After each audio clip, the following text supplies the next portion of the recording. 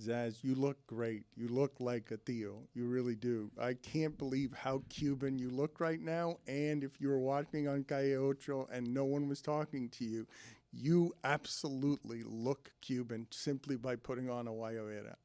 I didn't see it last week, but now that I see it now. It's so good. He looks like every Cuban Theo that has been by a barbecue 12 beers in at the end of the night, can't speak because he's 12 beers in and just he doesn't have to speak. You could absolutely, Zaz, I'm telling you right now that as a prank, we could take you to a Cuban party, and as long as you just didn't say anything, you would fit right in at a Cuban cajachina.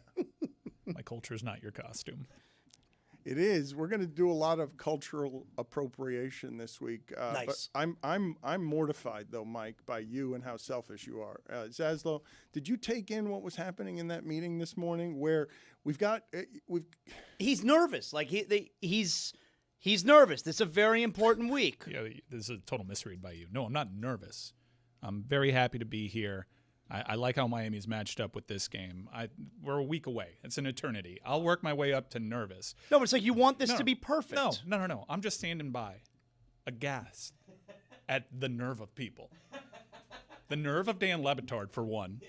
The nerve of Billy Corbin, for a second. What did he do? The nerve for the rest of the people on this show that took turns laughing at me, telling me that I didn't belong here, touting James Madison. They scored a lot of points.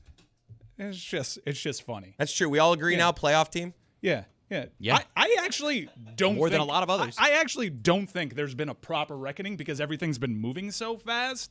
Y'all should be embarrassed.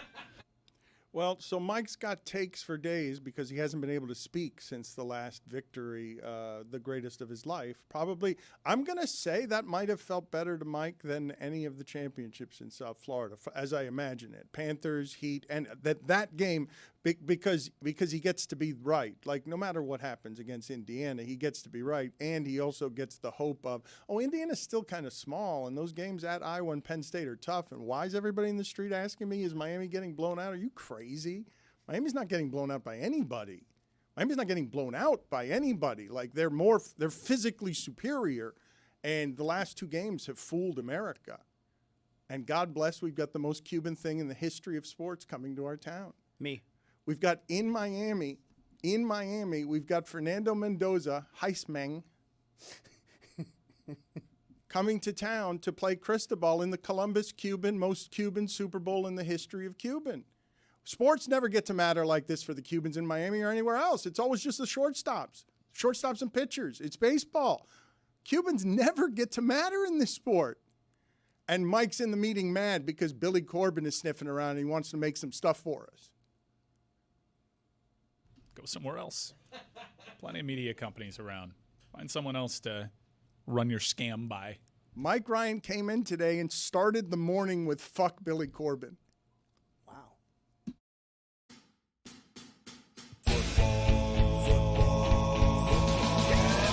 Football is back, Jack. Oh my, we've waited for so long. We're so damn excited that we put it in a song. Don't need no check downs.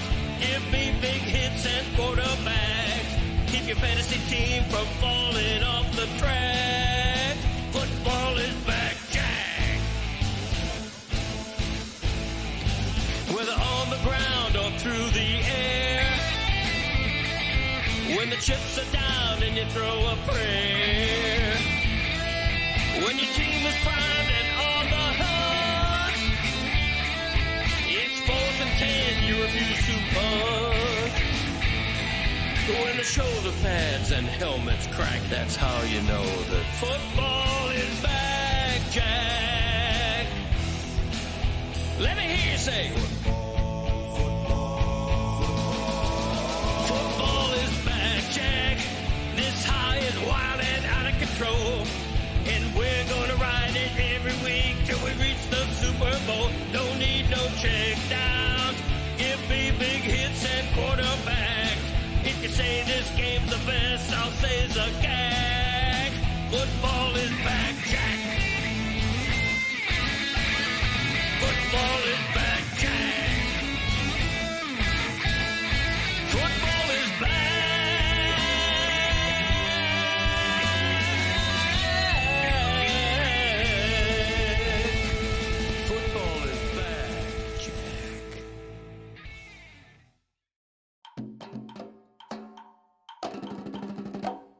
Depo, you there?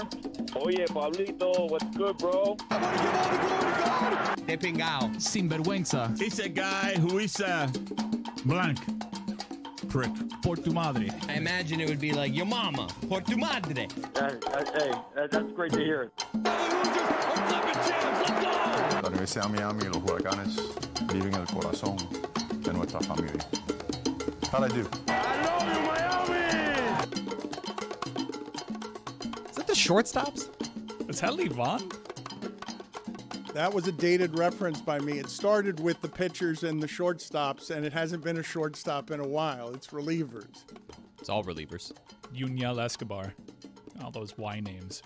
Soviet influence. As you look great. I know.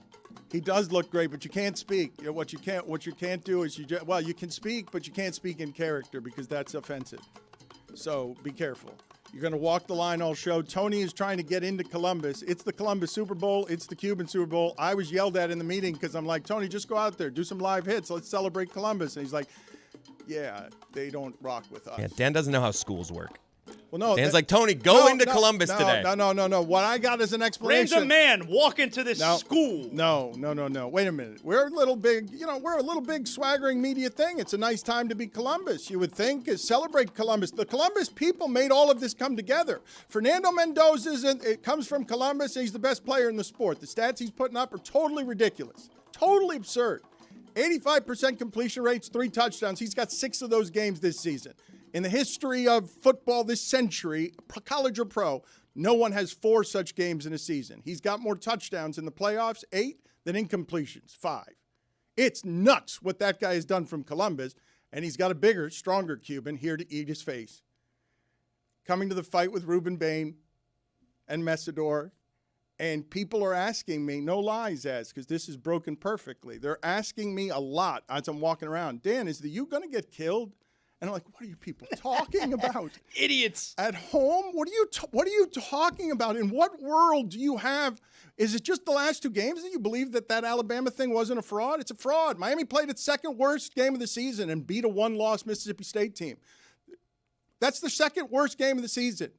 Their worst game was Louisville because he threw 4 interceptions and he wouldn't stop throwing deep. That quarterback looked like this quarterback to you because Zaz can't stop watching that Dorsey run into the end zone. Back.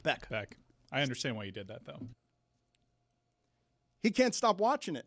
I can't. Everyone who texts me, all of my friends who text me over the weekend, just about the game, I the first thing I say to him goes, "How many times you watch that Beck touchdown?" Like and everyone responds with 100 times. I can't. Anytime I'm just sitting around, I'm not doing anything. Go. Let's watch the Beck touchdown videos. Let's watch this angle and this angle. I love it so much. And my favorite part of it is that it happened to be him running into the end zone in the corner of the end zone where is all Miami fans. And it's like he's just running into this sea of fans who are so happy. Come to us. And it was so perfect. I love it so much. And it's my favorite Miami Hurricanes win of my lifetime. It really is. I've been walking around the house occasionally just saying to myself, still running! The way that Fowler was on that Malachi Toney touchdown call. Great call by Fowler on the Beck touchdown to Carson Beck with his legs! He also had, though, in that game, didn't he shout, what's that crazy thing he shouted with like 6 minutes left? Miami is completely unraveling. Yeah, that wasn't fun. That was not fun. So Zaz is sitting here saying most fun win of my lifetime. I'm going to say it again. It's the second worst game Miami's played this season. They were I understand they were that dominant. They had a bad half against Stanford. And they had 4 turnovers against Louisville. But blow this team out. Miami should not be a touchdown underdog to anybody who plays college football. That's asinine. But it's just because of the way the last 2 games have gone. And I give Indiana all the blessed credit in the world. But when they played at Penn State against Penn State's athletes, that was a close game. When they went to Iowa, and that was a close game. And it was with the same Mendoza. People have got no shame. The way that Miami's played the last 2 games. You mean against a 13-1 SEC team and the defending national champions? Yeah. Okay. I listen to all these podcasts, and they're already doing a fair amount of previewing. Take a lesson from very recent history.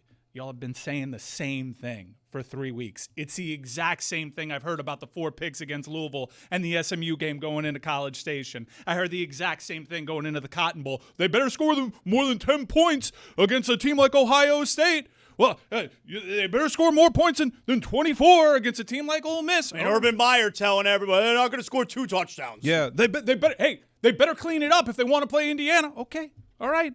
Anybody at all in media want to say, hey, I'm done doubting this team. Spot the ball. Let's see what's going to happen. My favorite part, the Canes' average weight on the offensive line is 50 pounds heavier than the average weight on Indiana's D-line. Not a small thing. I understand all the respect in the world to Indiana for going undefeated. You beat Ohio State. We saw you beat Ohio State 13-10 with your Heisman offensive weapon quarterback because Ohio State is physically something that not even stands up physically to Miami. There is not a thing in the sport that stands up to what they have on the offensive and defensive line. I think they're going to maul them on the lines. I really do. I mean, 50 pounds is a ton, but regardless, Miami, look, I don't want to bore people doing this all week because this is going to be a really fun week in this city. I'm trying to get Tony to go over to Columbus High School to celebrate the greatness that is Columbus High School, the epicenter of Cuban soul in this city that has now birthed the biggest game in Cuba, America, sports history. This is not up for dispute, is it? Does anyone have... I understand that El Duque pitched in a World Series, and I know that we loved Levon in Miami. You got both teams. The best player in the sport is the Cuban on the other sideline. He's undefeated, and the stats are nuts. And on this side, you've got a Cristobal who came through the program and FIU and has been doubted all along the path while his team has done nothing but improve 4 years straight. And Dan, the biggest boosters on Miami's side, Cuban. The biggest booster on Indiana's side, Cuban. What is the second biggest Cuban sports thing that we have? Because to have this game played in Miami, to have the University of Miami program indeed back in a way that's not nauseating, but throws them into a game where I saw this on Rich Eisen's show the other day. He says Miami is America's team. I'm like, what world am I living in? What world am I living in where Miami at home is a touchdown underdog against Indiana? Like what? I don't care about your NIL money.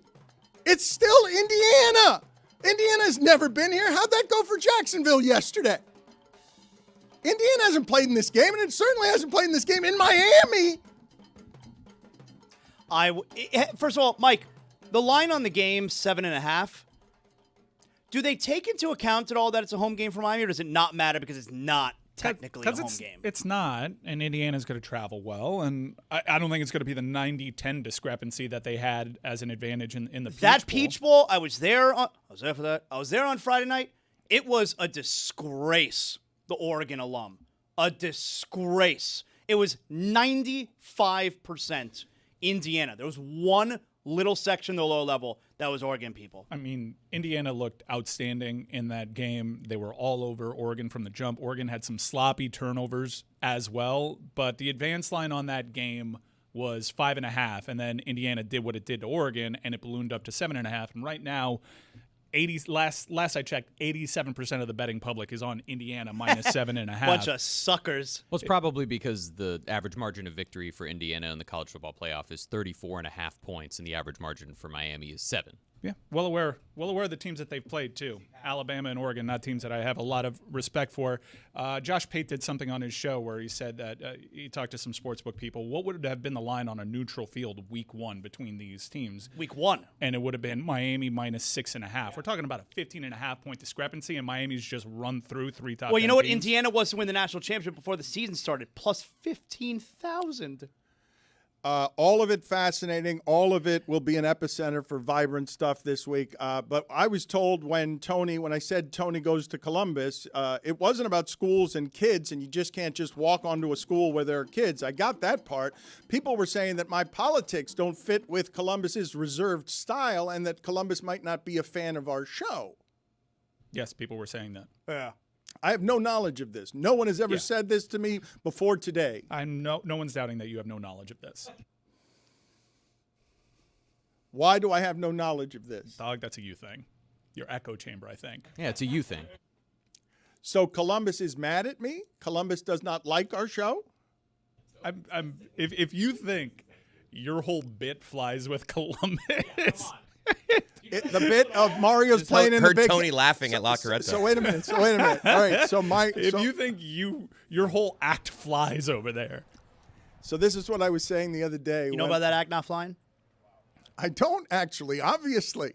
I'm asking you to help me understand my act not flying because I was explaining or began to explain last week as Mike comes in with gritted teeth saying Billy Corbin.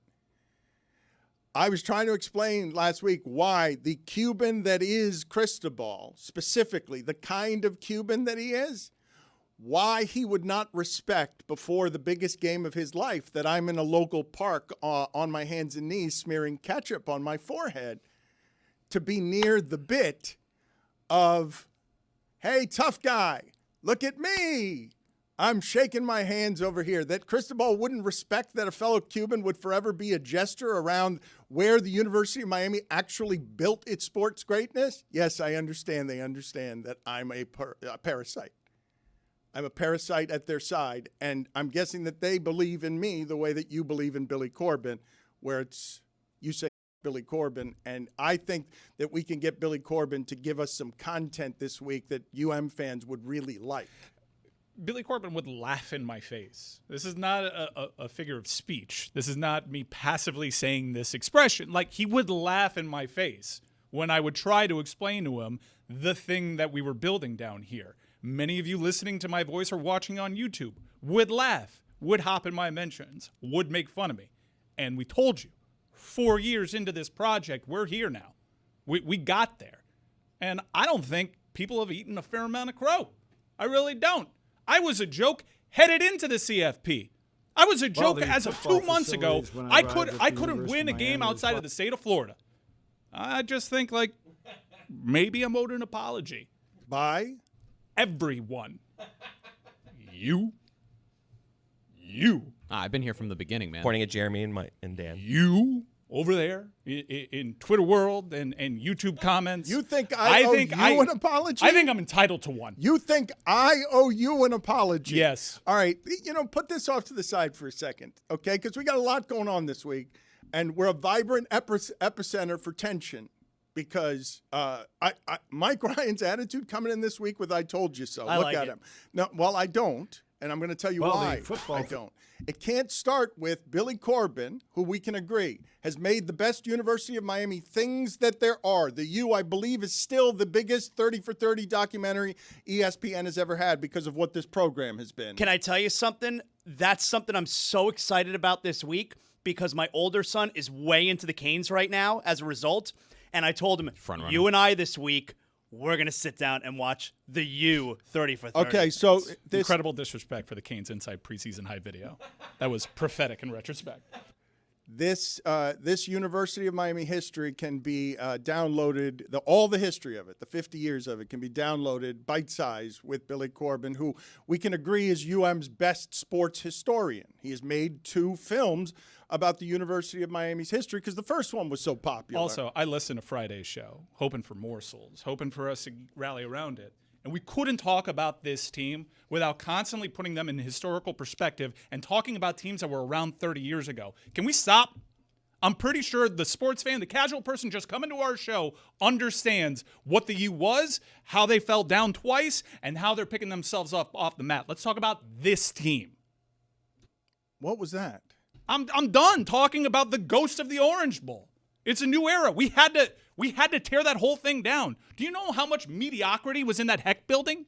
Like, stop talking about this. Has nothing to do with Dennis Erickson, Howard Schnellenberger. Yes, they're ghosts, they're echoes. They have formed Mario Cristobal and who he is. This is a whole new world. You know about that Heck building mediocrity? So Zaslow, this is the problem that I have with Mike, and it's going to be hard to rein him in. I have, before 10 minutes out of this local hour, I have what I believe to be Zaslow's biggest sort of breaking news where when he said it to me, and it's not news like he's had giant stories. It's just he said something, and I'm like, man, in the history of this market, there are 2 or 3 people who could say that, and I'd be like, that hurt. Zaslow has, I believe, giant heat news that I was stunned to hear from him. Well, it's giant heat opinion. Well, it's heat opinion, but hearing it from you felt like news to me. And since you look like a Cuban old-timey news guy right now, Tony's right now at La Carreta. We'll go to him in a second. Tony, I want you to buy cafecito there for everybody who's in line. I want you to, everyone who's there, tell them it's all on you. That'll be $3.17. That's right. Don't tell anybody that, Mike. Tony, just keep buying cafecitos for anyone who comes through there. There's 50 people here. That'll be $3.17. We only see like 4 people. Tony, just keep buying. What I'm telling you, you, 4 people? Okay. Tony, what I'm telling you is I need you, before I get to this Zaslow news, I need you to give those people some enthusiasm about what's happening here in Miami this week, how Cuban the sports scene is. And you're at La Carreta on Calle Ocho, right? No, on Bird Road, Dano. We are here on hallowed ground. I'm going to have Sean McGill turn around the camera. So anytime you've ever seen anybody banging pots and pans, it's on this little side street where all these cars are parked. And that's obviously famous Bird Road right there. So anytime you've ever seen anybody banging pots and pans, it's been on this street right here in front of one of the most iconic buildings on Bird Road right here on La 87 and Bird Road. I can see our bettors in the distance. I can see Christopher Columbus High School probably like seven minutes down that way. And the fact you were asking why doesn't the reserved, probably biggest donors of the Republican Party don't mesh with your liberal progressive politics? Is that the question you were asking earlier? That can't be it, right? I just thought sports united all that stuff. Columbus is good at sports. It does. We're a big sports show. I've been here all my life. We all know each other, right? No, for sure. A lot of damage, for sure, though. Absolutely. Hey, Columbus. I'm trying to repair the relationship. Hey, Columbus, I knew you in the 80s. Come on. It's a private Cuban school. I know all those kids. Come on. Our show's reputation locally is that of an anti-Miami show. I understand, but that is my allegiance to trying to play it down the middle while loving my school, obviously, but also doing journalism in it. Like, man, you don't want to talk about 30 years ago. I literally physically have the scars from a beer bottle thrown across a room, hitting me across the chin because I dared to report journalism about the University of Miami program. Yeah, you also have that on you. So it's an uphill battle. But if the last 20 years of South Florida radio and national radio have shown the listener anything, it's like you're ready to overcorrect on the natural Miami homerism and pride that comes with this show. Locally, this is not viewed as a pro-Miami Hurricane show. It's got one guy that is vocal about his passion for the show. Who's that? And an entire show that has undercut him, made fun of him. And by the way, you guys teed off. Yeah, the scorecard, it's bad. But now we've come up, and you all want to come to the party, and you all want to be like pro-Miami people, thinking that people just have short memories, and it's not going to be the case. All right, so despite your stubborn general obnoxiousness, which I knew would be here today, I'm going to offer you something in the way of an apology. But first, Tony, I need you to buy shots for everybody there. Can you get that going for me, please? Yeah, I'll get Rose on it so she can start getting people in there. Cortaditos for everybody. I like this Rose yelling, shots for everyone. But what's so hard about just going over there and making a deal? Zaz, am I producing this segment poorly when I say just go over there and just buy some? What? Why won't you do this for me? I don't know what Tony's problem is. Can we not move the wires? Why will you not go to Columbus for me? Well, no, here's the thing. I need to actually talk to people. I can make a couple calls and get us at Columbus. That's not the issue. The issue is when you tell me at 8:47, hey, can you be at the Columbus field? That's kind of an issue. So I gotta work through my sources. I gotta work through my people at Columbus. I've already got a couple asks in. We may be able to do it at the gym. We may be able to do it on the field at Columbus. Again, I gotta work it out, but I can't do it right this second. So you can build the bridge. Do we need to send Jeremy over there? Yeah, maybe he's not Cuban enough. I'll make it happen. He's not understanding the assignment, I guess, right? He's just okay. We'll come back to you. Do you have anything else for us? I have my top 5 later on if you want to get to it. Again, Rose is in line right now. Buy two colas. 2 colas she's going to buy. Everybody's going to get a little bit of a shot here. But you know what? I would actually love for Jeremy to come down to Columbus High School. I don't even know if he can find that on a map. But if he can, come over there. He could talk to Brother Kevin. He could talk to the people over at Columbus and see if they can get him in. I would love that, actually. All right, so we're going to do that this week. Who's more Cuban? That was terrible. Yeah. That's tomorrow. Well, we know the answer to that. Tony, we know the answer to that. Tony, if we have no luck going to Columbus, you could just do what I did and go to your backup school, Florida Christian. I got. You know what? They didn't let me get into Florida Christian. I failed the math portion of the exam. Yeah, we also didn't let Frank. I was this close though. That's a story for another day. I was this close. The place that I will offer Mike Ryan an apology before we get to Chris. Do not let this show get away from me. Do not let me not get to Zaslow. I really was genuinely shocked by something that Zaslow said. Just shocked. And it would only have been more shocking to me. I think there was only one other person that would have shocked me more if Eric Reed had said it.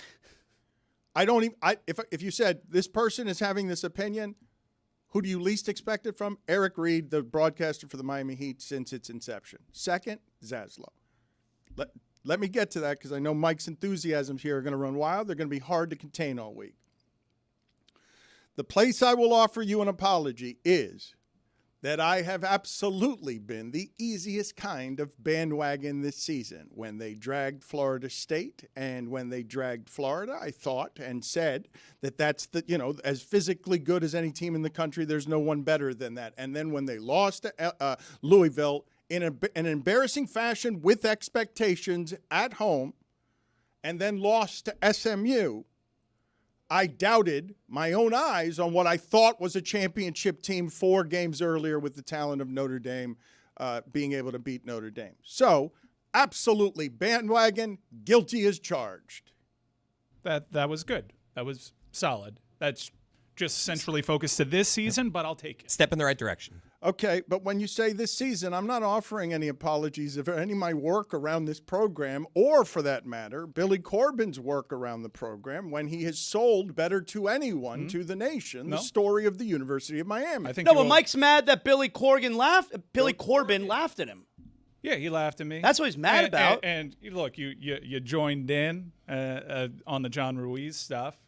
I think we owe John Ruiz a little bit of a thank you for templating this thing. Whatever you want to say about what's become of John Ruiz, it's irrefutable. That's shocking. It's a shocking thing to say, though. It really is, because they were delisted, correct? So the whole Life Wallet thing. But he was also he's the pioneer atop whose money the whole thing started, and then all of a sudden, at a time when no one thought Miami could afford to get Mario Cristobal for $90 million. That's not a price that anyone thought. 10 years of guarantee to a coach a program that had churned up some coaches and athletic directors, because the Miami football thing was a fluky miracle once upon a time, and it sustained Miami all of these years later. It's one of the most excellent kinds of business we've ever had in this town of any kind. We don't have great businesses around here. Burger King is around here, but Miami's not a place where great things get birthed, and this program has been that now for 40 years. But for the last 20, it's been quiet. And something else I am guilty of. There is no refute. Because of where they placed the standard before that, they lost my interest over the last 20 years. I can only get so excited about De'Aaron King. Yeah, and I guess this national title appearance in particular is for everyone that sat in those stands before they had a roof on it, watching Robert Marve, talking themselves into Ja'Cory Harris Heisman, watching that start to the season was pretty impressive. Yeah, come on. Posting on a message board, hey, Jaron Williams outperformed Trevor Lawrence at the Manning Passing Academy. This one's for them, because the last 20 years in particular, you have an entire adult generation that have no connective tissue to the University of Miami's success.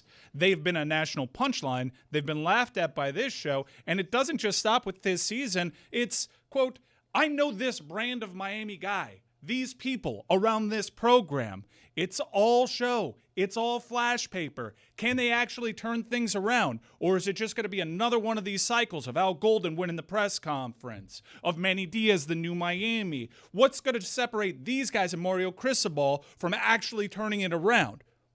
Fair skepticism. Skepticism was a little different than what had played out over the course of the internet and our show. They did turn it around. Miami is here now. I don't think Miami's going anywhere either, because this arrow is pointing up. This is the new reality for Miami. This was the blueprint. Chris Cody, I'm going to need your help this week governing all of this, because the Mike Victory Lap has started long before the game itself, and because of the way the show's working right now, I haven't talked about what might have been the craziest NFL week in the history of NFL weeks. It begins with John Harbaugh being fired in a week. When you look at what the last crazy week has been, it begins with John Harbaugh getting fired in a game that would have resulted maybe in Mike Tomlin's firing, getting started as everyone plays nothing but close games. That's how losers leave town match goes. And the week ends with Mike Vrabel thrilled with a bloody mouth laughing at his brother because the Chargers are going to get Justin Herbert killed. They're asking Justin Herbert, and Mike Vrabel is laughing with blood in his mouth. And all of the games in the between are crazy and close.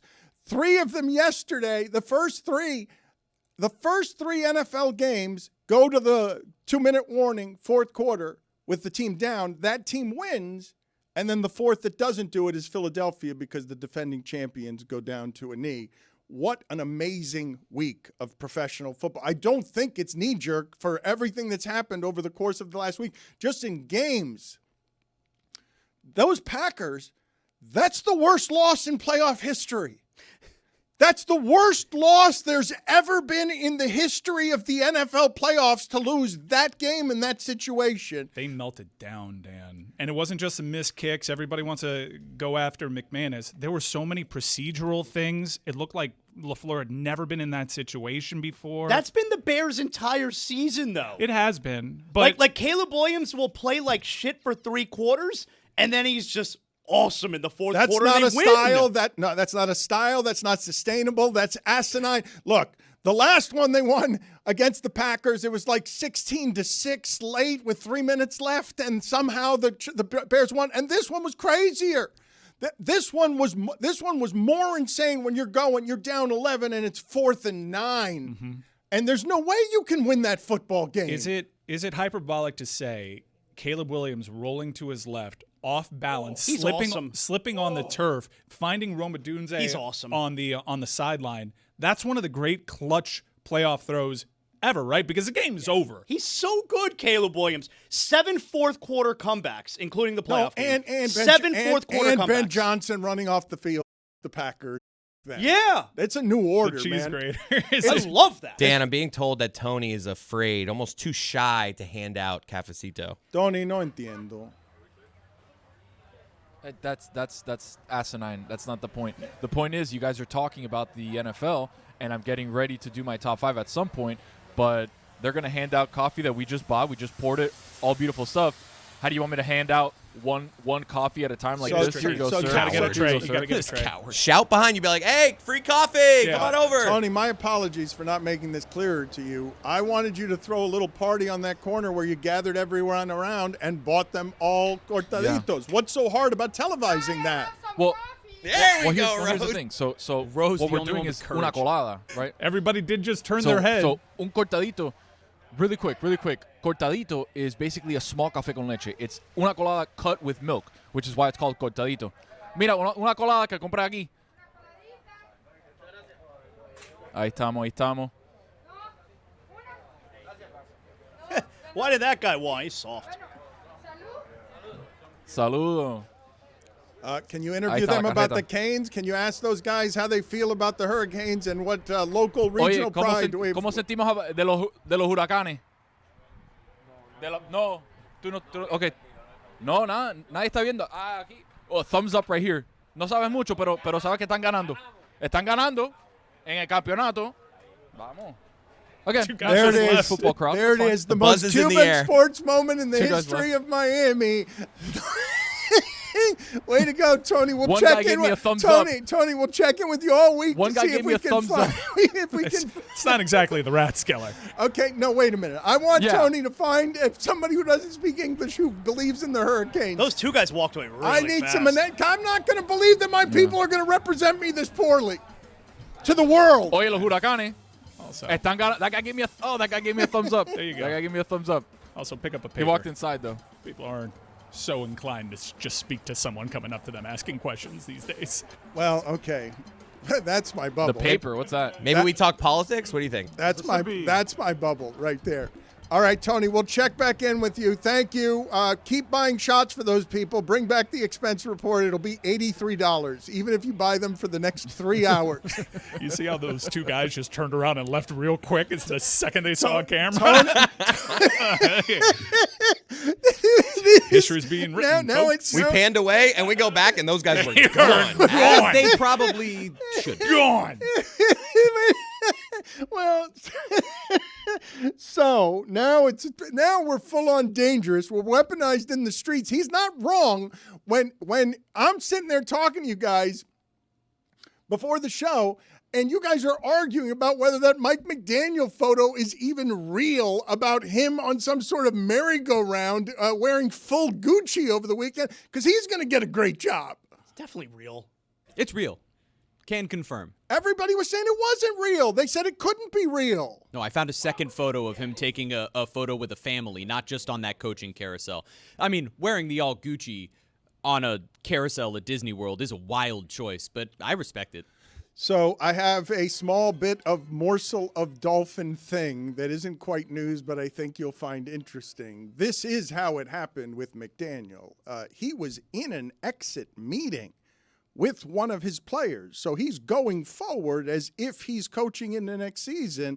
He's in an exit meeting, and Stephen Ross bursts into the room in the middle of an exit meeting, and then everybody looks at each other, because Stephen Ross can come in whenever he wants, I guess, and the players' exit meeting was over, and that was Mike McDaniel's exit. Like, that's how it happened. I don't know if there's a right way to do that, but Harbaugh became available, and Stephen Ross is bursting into an exit meeting that becomes Mike McDaniel's exit. Roy's laughing because it's crazy that that's how it happened, right? Yeah, probably not the best way to fire somebody. Mike McDaniel is planning the next season, because 5 minutes before or whatever, right? I mean, or no one had told him, don't plan for next season. There's no reason to have an exit meeting with players anymore. You're not going to be around them. Unless you want to leave the files for the next guy. File up that, but that meeting ended right there. Stephen Ross just sort of walks in without explain. Everyone just looked at each other. It's like, oh, okay, this meeting's over. Doesn't it feel like, though, that Mike McDaniel last week was trying to put into the universe that he's still the coach? Like at the beginning of the week, he said he's going to be part of GM meetings. No, not really. And then he's doing the exit interviews. It's like, this is not... Like, he was putting into the universe that he's still the coach. Tony, we'll come back to you. Keep looking for places to get into and things to buy for people. Find me people who want to be on camera, not people who are avoiding cameras. Zaslow, you said to me this morning, and I couldn't believe it, it's time to trade Bam Adebayo. It is. It's time to trade Bam Adebayo. Look, the Mike's smiling. Hold on a second. You got to let me give my reasoning here, all right? Right now, the Heat stink. They do. They absolutely stink. It's a good week for Mike Ryan being right. Oh, boy, they stink. This is maybe the worst week of my life. They've lost 4 out of 5. They're losing. They got smoked by the Pacers, all right? And then last night, predictably, they got killed by the Thunder in the second half. Bam Adebayo this month is averaging 10 points. He's shooting 35%. He's going through the worst stretch of his career. Stop shooting threes. Please, dear God, stop shooting threes. He's been really, really bad offensively. But here's the thing. I don't feel good about saying that the Heat should trade Bam Adebayo. In theory, I don't want them to trade Bam Adebayo. It's not like where I sit here and I tell you for 50 consecutive days that the Dolphins should fire Mike McDaniel. I'm doing that because I don't think he's a good head coach. I think Bam is a good player. I would like Bam to remain on the team. But here's the thing. His salary goes up to $50 million next season. There is no world where Bam Adebayo making $50 million against your salary cap is going to be a championship team. There's no world where that's possible. So Mike Ryan has been blown away and is just, this is unpleasant. Chris, Roy, help me here. Jeremy, what are we going to be able to do with this week? Mike, is it just going to be a victory lap all week on all things? He was speaking in the third person back here earlier. Sure was. Mike is so happy. I'm glad you're happy. But, our rationale is different. You want Bam out because you don't like him. I like Bam. No, it's not- no, I it's want not that Bam he out doesn't because like him. No.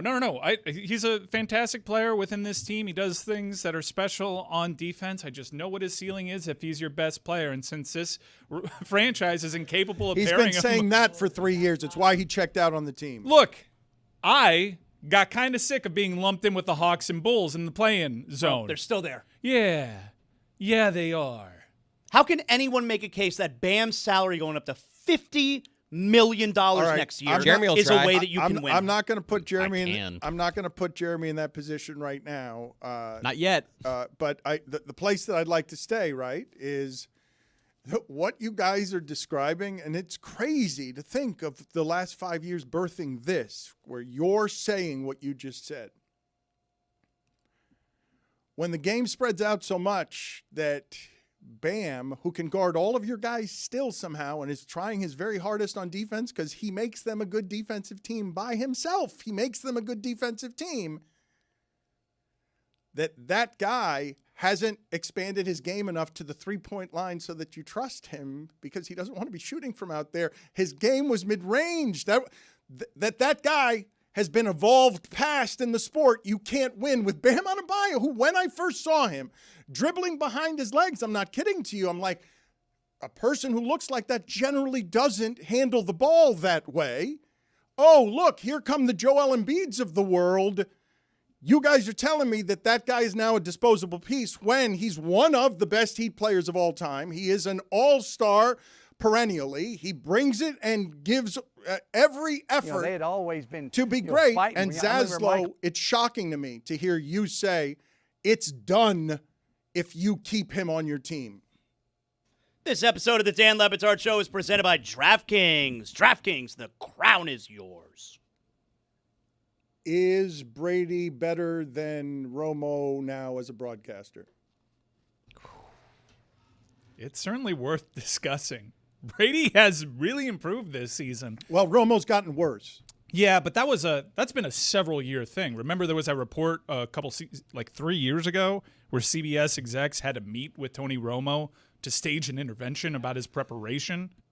One of the things that he continues to do every single game, no matter the game, is these 7 things are as good as any you will ever see in the NFL or anywhere as there is presently in the NFL. It can't be everybody, Tony. It can't be everybody that we're watching in every game we're watching, that you're just hitting the note again and again that this safety, the latest safety, is as good in the league as anybody at this. That's not empirically true in any way. Tony Romo's immediate approval was kind of like a perfect storm because the game had changed so much. Like offenses, the game had totally evolved with the sophistication to it, and he was affable and he was so closely removed. Like Tony Romo started broadcasting months after we had last seen him on the field. Well, and remember, everyone thought it was so cute that he was able to predict the plays. Because he had a pretty good idea because he was in those film rooms. Oh, but he was required still doing it this weekend and getting some of them wrong, because it's interesting to me that the Ben Johnsons of the world are new when they're here. They've got their young quarterbacks, and they're here to say out loud, history of the sport,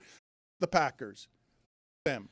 All the tweaking that Tom Brady has done, and I think he's done more personal stories. Listening to the greatest bad weather quarterback of all time talk to you about the difficulties in throwing in the wind, like I'm always going to be there for that. But less has been more for Tom Brady. It got through to him. He's received coaching and he's learned. Like let me do more bite-sized tidbits. Why here. wouldn't he get better? Someone who's never done broadcasting is thrown into the broadcast booth with no experience, and you don't think they're going to get better? I guess it's because it had been 2 seasons. Look, we have a clip that got traction online where we kind of wrote him off because at midseason it didn't look like it, and he turned a corner. And you're absolutely right.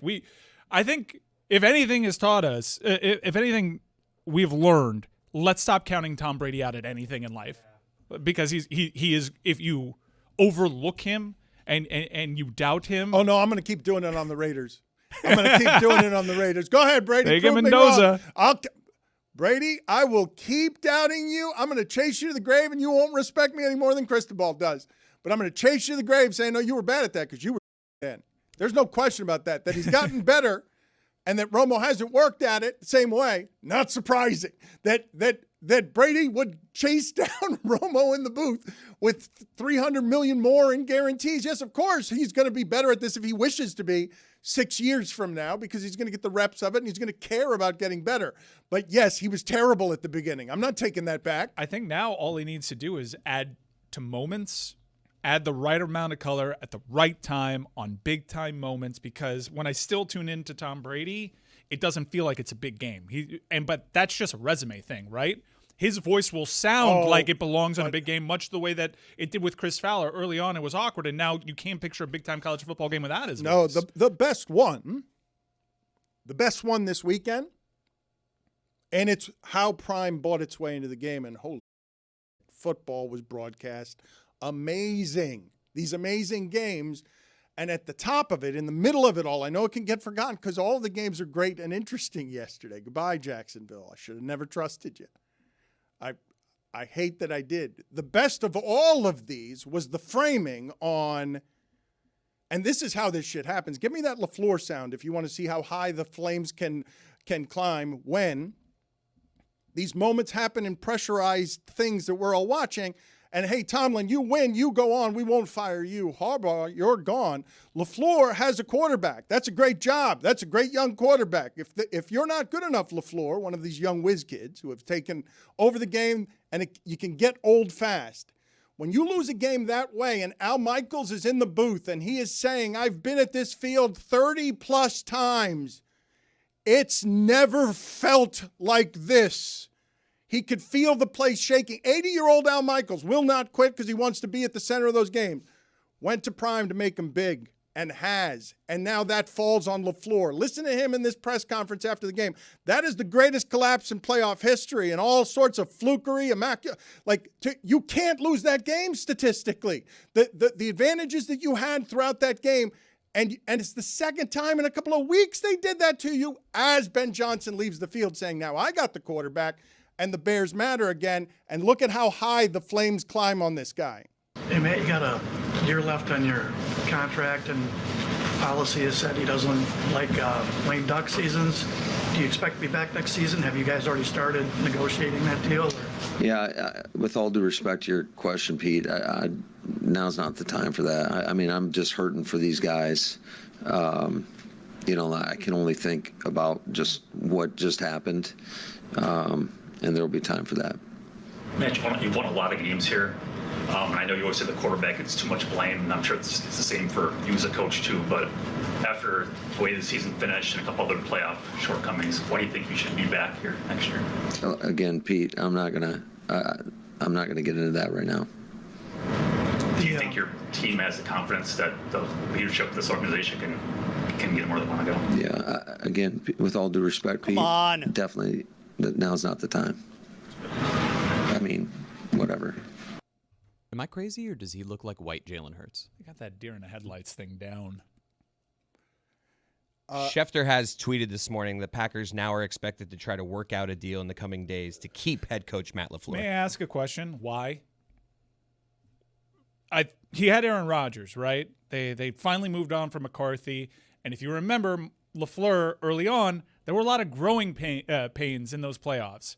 A lot of mistakes, a lot of second guessing, and you just said to yourself, okay, the Packers are willing to live with these growing pains to get LaFleur to a point where he can take them to the next level. And here we are, 6-7 years later, blowing 3-score leads, looking like an absolute mess from an operational standpoint.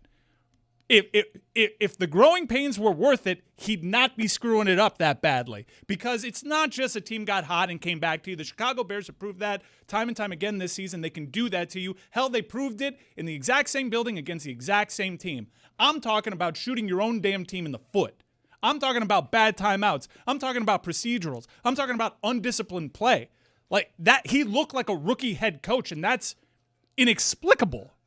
What's usually the explanation there, and I've always thought it dismissive. I've always thought it too remedial. You can't analyze these games on a Sunday and just be eating popcorn and stuff, and when these guys prepare this way and say, oh, I would have done this, and this, and this differently. I hate the way we cover the NFL, where every week somebody's shouting louder than the next person. No, that person choked. Do they deserve credit for winning Chicago, or do the Packers deserve blame? I'd prefer to be positive there about the Bears have the best team and quarterback that they've had in that city, and it made Al Michaels shake in the booth. But Green Bay's got the better quarterback, and You believe that? Yeah. Well, if Jordan Love doesn't want to get caught from behind on Caleb Williams, I believe that through several quarters in that football game where I thought Chicago had, without Micah Parsons, Chicago had some real line advantages. You saw what happened to the Chargers last night, Zaslow. Harbaugh's going to get, when Alt's out, Harbaugh's going to get Justin Herbert killed. He can't also lead them in rushing. You can't play that football. You can't. John Harbaugh's going to get Justin Herbert killed. They had one sequence of Chargers, and I think it was first and goal from like the 9. And the first 3 plays were Herbert runs. Oh, listen to this. I couldn't believe it. Look, you went to see Bloody Vrabel. He's got blood in his mouth. He's smiling because of what he's going to do to you. And this is what you're going to do in that game, Harbaugh. On 4th and short inside the 5, you're just going to try and run Justin Herbert into their face and then not get it and get scared and then kick a field goal the next time. And that's the end of your points. You were in the red zone twice inside the 5-yard line. You got scared the second time and kicked it on 4th and 2 because you failed the first time because you had no offensive line. Because that's the worst offensive line in the entire playoffs by miles. Their play on first down on that goal-to-go situation, it was roll Herbert out right and have him try and run over a linebacker. Maybe that's because the crazy. Patriots had 30 pressures last night. 30. No, he's playing. Look, Justin Herbert, I want an intervention. It's unfair what they've done to him over the last 9 games, asking him to play a different game of football than even Josh Allen. Josh Allen is not getting hit nearly as much as this dude. This would make Andrew Luck quit. Like, you can't keep asking that guy to play like that. That is Jim Harbaugh being a total lunatic and feeling like he can't trust anybody else except for his quarterback to be miles better than any athlete on the field. He was hit 129 times this year going into yesterday. That's 18 more than any other quarterback. I don't think there's a tougher quarterback in the league. I feel bad for the way that dude gets hit on Sundays because he's big like Josh Allen, but not quite as big as Josh Allen. In all honesty, they have no one else on that side of the ball. We're still talking about it's 3rd down. Look for Keenan Allen. No, and Aronde Gadsden's kid. He's good. He's a good player. Okay, well then what'd you just do, fool? Well, he's young. He's he's not your go-to. Be a good player and not be the go-to. Lad McConkey's a pretty good wide receiver. They have a lot of nice pieces. I think their season was completely undone by injuries along the offensive line, right? Well, this is what this sport does. It ravages people, and the end of that Philadelphia game, okay, the idea, I'm not overreacting when I say what the 49ers have done over the last, I'm going to say, 7 years with whatever the parts are. When their giant parts are always getting hurt, to go into Philadelphia and have no Bosa, no Fred Warner, and then Kittle's out early in the game, and he's going to be gone for a bunch of time, and Brock Purdy missed games this season, and I don't know how McCaffrey's still held together. I expect any game now for someone to just stitch his forearm to the side of his helmet. I don't know how that physical body holds together as everything else on that architecture gets ravaged. John Lynch runs that franchise. They just gave the keys to Matt Ryan in Atlanta, thinking, look, John Lynch did it over here. But what the 49ers have done over the last 10 years without winning a Super Bowl is one of the great achievements I've seen in this sport. And going into that place and winning after you got ravaged by Seattle, don't like their chances at all against Seattle. Not even a little bit. But I'm done doubting that team because I can't believe that they can be that injured every year and still be at the top of the standings and be higher seeded than the Rams, who are the best team I've seen this season, and almost coughed it up against Carolina. The worst playoff team there's ever been by point differential. There's never been a worse team in the playoffs than Carolina. Minus 69. 49ers, what they've done to me, I know it's not going to stand out in the yesterday of it all. We're going to talk about Josh Allen being pushed 10 yards and whether that's actually football. And we're going to talk about It's not football. It's not. That's asinine. They carried it. You can't have rugby break out in the middle of the football playoffs and be okay with games being decided in the last minute because a guy's being carried 10 yards. All right, let's put Josh Allen in a chariot. See if anyone can stop that too. And the referee called it a touchdown. He was down like the 3. What are you watching? Oh, but, I mean, what are we doing? Often asking myself that. I'm going to get back to NFL stuff in a second, but Tony's made me happy. Look at him. He is beaming. That's as Cuban as you've ever looked right there. Everything that's happening right now, this right here is a snapshot. This is a work of art right here. It looks like a green screen. Oh, my God. Tony, that is the most colorful Tony photo there's ever been. All right. Tell the people where you are and what the history of that place is. Dan, I'm here just literally not even a mile down the road on Bird Road, and I'm here in front of Bird Bowl, 69 years of family fun. As you can see, billiards, arcade, and bowling and parties. So this is Miami's inaugural, the first of its kind bowling, what do you call it? Alley. Bowling center? Establishment? Bowling Alley. Bowling Establishment. alley. You can see how much I bowl. I don't. Okay, well, I don't really you're bowl doing much. a It's live report. a Danism there. Okay, but you're doing a live Yeah, report. it's raining on me right now. Okay. No one goes there to bowl. They go there for the pictures. You want to give Yeah, people well, the yes. history I of actually have a funny story here, Dan. well, the history. Yeah, I'll the give a history, personal anecdote really quick. Not just a personal anecdote. The history of the joint. That right there has been Cuban Fun Center for generations of Cubans. Yeah. Did you not have enough money as a kid to go to Disney World? Great. Guess where we're doing the party? We're doing it at Bird Bowl. It was $67 for you and 37 friends. That's right. To go and bowl with shoes that had been worn for 60 years. I think the original shoes are probably still inside of Bird Bowl right now. Bumpers or if no I'm gonna be honest. bumpers? I've been to Bird Bowl, obviously. For me, bumpers, obviously. What do you think? A bowler? What do you think? I got my own ball. I'm going to fling my own ball there. Like, come on, dork. Sucker. Eric Sucker. Dampier Yeah, you're a used to sucker. play in those bowling shoes. It's a true story. They had this is a different place, but over at the bowling place in Dolphin Mall, I don't remember what it was called, Splits or whatever. They used to have Shaq's shoes, and they were like this big bowling shoes. They were like size 27. They were like this big. They were huge. So that was exciting. So at one point, a quick personal anecdote. One time I was here, and they had. Let me be. How can I say this? Okay, so a alcohol beverage brand that is uniquely American, that has a very American figure as their mascot. They had one of those in here, a cardboard cutout life size of him. And after, us hanging out and having some of these pictures, I took the American hero cutout with me home. I took it out of here and I put it in the car. And I haven't been back since. So I don't know if they have my picture on the wall saying this guy cannot be here. I don't know if they saw me in the security footage. I don't think they have security footage here. But that American American icon life-size cutout is in my house. This is the home that Mike Ryan. This place built you, did it not, Dude, Mike? I got a smile ear to ear. I got Madonna's This Used to Be My Playground playing in my head. He's so close to the former Ultrazone Laser Tag Center that later became a sex shop.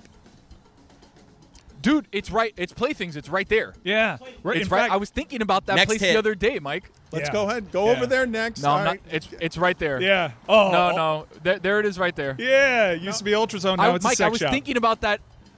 I was thinking about that Ultrazone, what it was called. I couldn't remember what it was called, but I remember going in there and it was a sick laser tag place. Oh, but then it closed down. It was the best. In fact, not Just too like far. the Excalibur. Yes, not too far from The you. Excalibur was sick. Right next to you, there is a racquetball center that had a fat camp that I was a counselor at.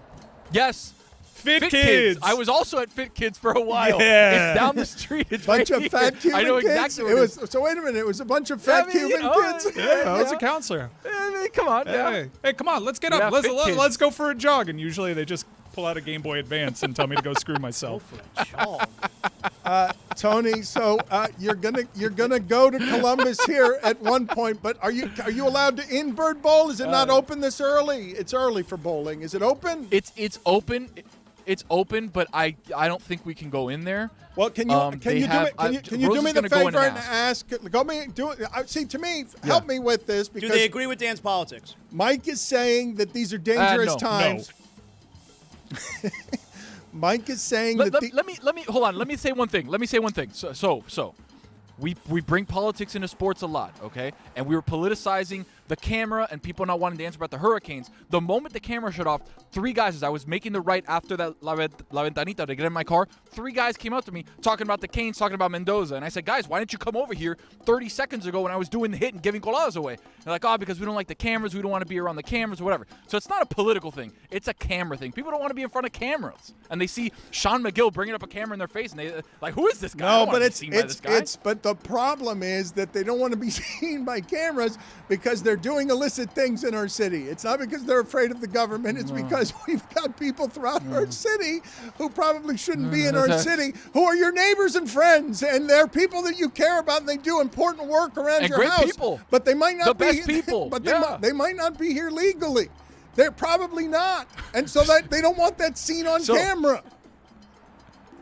That may be true, and I'm going to see if Sean can actually help me here. Sean, can you pan over and zoom into the front door of Bird Bowl?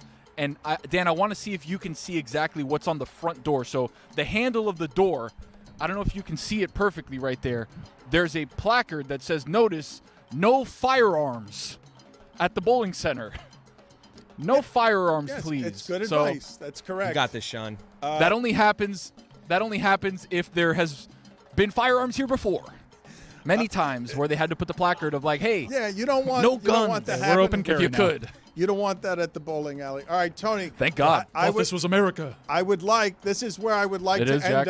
up as an American institution in the media fighting its way during these difficult times through our sports and political climate. Why are we not the show that can now go over to Playthings and see what's going on over there? Why can't you go do a live hit over there? Ask some people over there about the Hurricanes. Does Playthings agree with Dan's politics? About the Hurricanes. No, I don't want to More talk inclined. about. So wait a minute. This is what we're going to do. So you think you're in a dangerous area because they're no one interested. within 3 miles of you agrees with my politics. You think I'm putting you in small an More danger? than 3 miles. You think I'm putting you in It's danger more than 3 right miles, now? trust me. Go to Florida Christian No, and ask no, for no, Coach I'm not in Stemmer. danger 'cause I don't think he's there anymore. I can ask for Coach O, and Coach Dandrino's Ooh, also no. not there. No, Padron's the one that's Retired. not there anymore. I can go over to Playthings, Dan. Again, that's more of a risque place. All right, Somebody Tony, maybe I'd like getting you to- something for Tony, somebody who's not their Tony, wife. Tony, I don't know. look, People are not going to want to be on camera. Tony, the show I'd like to do, look, if I were pushing you beyond the limits of normal production in a free media world that isn't as dangerous as this one, I think you should be asking someone inside of Playthings what they think of the Hurricanes and just doing a straight interview with that person. That's what I would like. We can. Yeah, I can do that.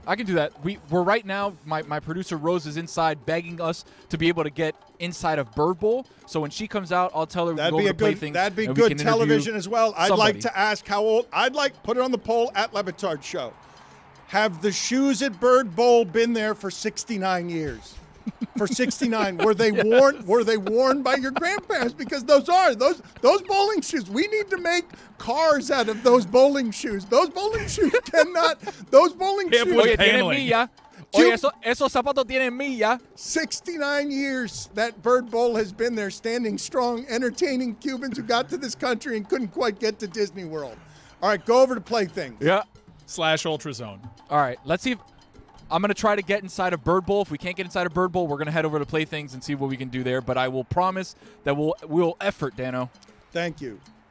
Let's get back to the NFL here quickly. Let's do I want him inside of Playthings, not outside of Playthings. Go. We can't get into Columbus. We can't get into Bird Bowl. I mean, are we making television here or I'm not? working on Columbus. All right. Rose can I'm wait working on outside. Columbus. Rose can wait outside. We're not making her do this. HR issue. Well, okay. I'm being told they can go into Bird Bowl. All right. Well, let's Oh, do we the can go into Bird well. Bowl. Let's do the next report then from inside of Bird Bowl. I'd like to hear you talk about the Canes and the enthusiasm about the Canes with the local community. Thank you, Tony. We'll check back in with you in a second. It was again a crazy NFL weekend, and when I'm quoting there, this is the coolest, as it really is.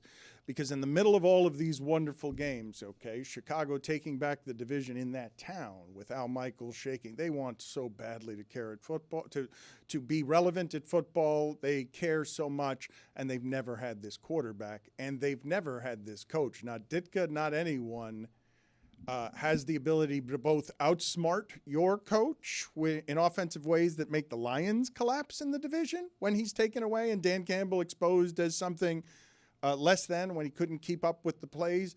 They've got the coach that's running off the field after toppling what Aaron Rodgers has specifically done to the Bears historically with bleep the Packers, bleep them. Because it's a new era in Chicago, and they know they're going to be good for 10 years. I like people getting upset with Ben Johnson's handshake with Matt LaFleur. I mean, he snuck it right in there. He had a big grin on his face. I mean, he essentially smacked his hand, and then he ran off. I liked it. the Packers. Like, why can't the coaches not like each other? I like it the coaches don't like each other. I like it Ben Johnson doesn't like the Packers. I like it. Zaslow, apparently you didn't take the cue, and neither did I. I wasn't trying to be gratuitously television by using the F word there. It's just I'm quoting Ben Johnson as he runs off of the field, or as he's around the highest forms of the celebration that they've had in that city. I'm going to say since the Cubs, I guess, but like the way this city cares about the football team is in sort of the Michael Jordan class of caring when the championships have never met what the standard is. For this tandem to bring that city hope as the Eagles fall at the finish line, as they've got a defense that will ravage you, win the turnover battle, but a month ago, all of these games felt Eberflusian right before the second half heroics when they're doing things mathematically that they simply cannot recreate. You cannot win a Super Bowl getting down 21-3 and trying to figure it all out in the second half after Ben Johnson goes into the locker room and does whatever he does with the Bunsen burners to figure out what he has to do in the second half to just play, okay, Caleb, go out there and just run around on 4th and 9. And now they're a home win away from the NFC Championship. One home win away. Rams are favored. I'm really not sure why, I got to be honest with you. One home win away from the NFC Championship, which maybe they would host as well in Chicago. Well, it's because everyone thinks the Rams can win all 3 road games because you target Puka 18 times. But that game against Carolina was impressive to you? I would love your thoughts on the Carolina game because their season was over after they beat the Dolphins, and yet they were right there, almost beating the Rams for a second time this season. Pretty unimpressive. I did not think I would get to the point in life where Mike Ryan would look at me earnestly and say, I want your thoughts on the Carolina Panthers. Yeah, but thank you, because I have publicly been the greatest national skeptic on all things Carolina Panthers this season. Again, I declared their season done after they beat the Dolphins just because don't make me watch that team all season. But it's hard to reconcile that with the both times the Rams played them. The Rams, who I think are the best team in football. 5 one-score games they've lost in total freak fashion. All of it, like allowing a special teams touchdown, a defensive touchdown. McVay fires his special teams coach after one of the losses. Like, the Rams should be a 1 seed at home.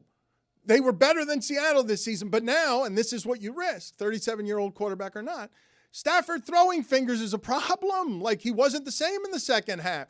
They have in Puka Nacua the same thing they had with Cooper Kupp. You cannot stop it all season. We'll throw to it 20 times. It'll never be something that you can stop. It's too accurate. There's nothing that you can do.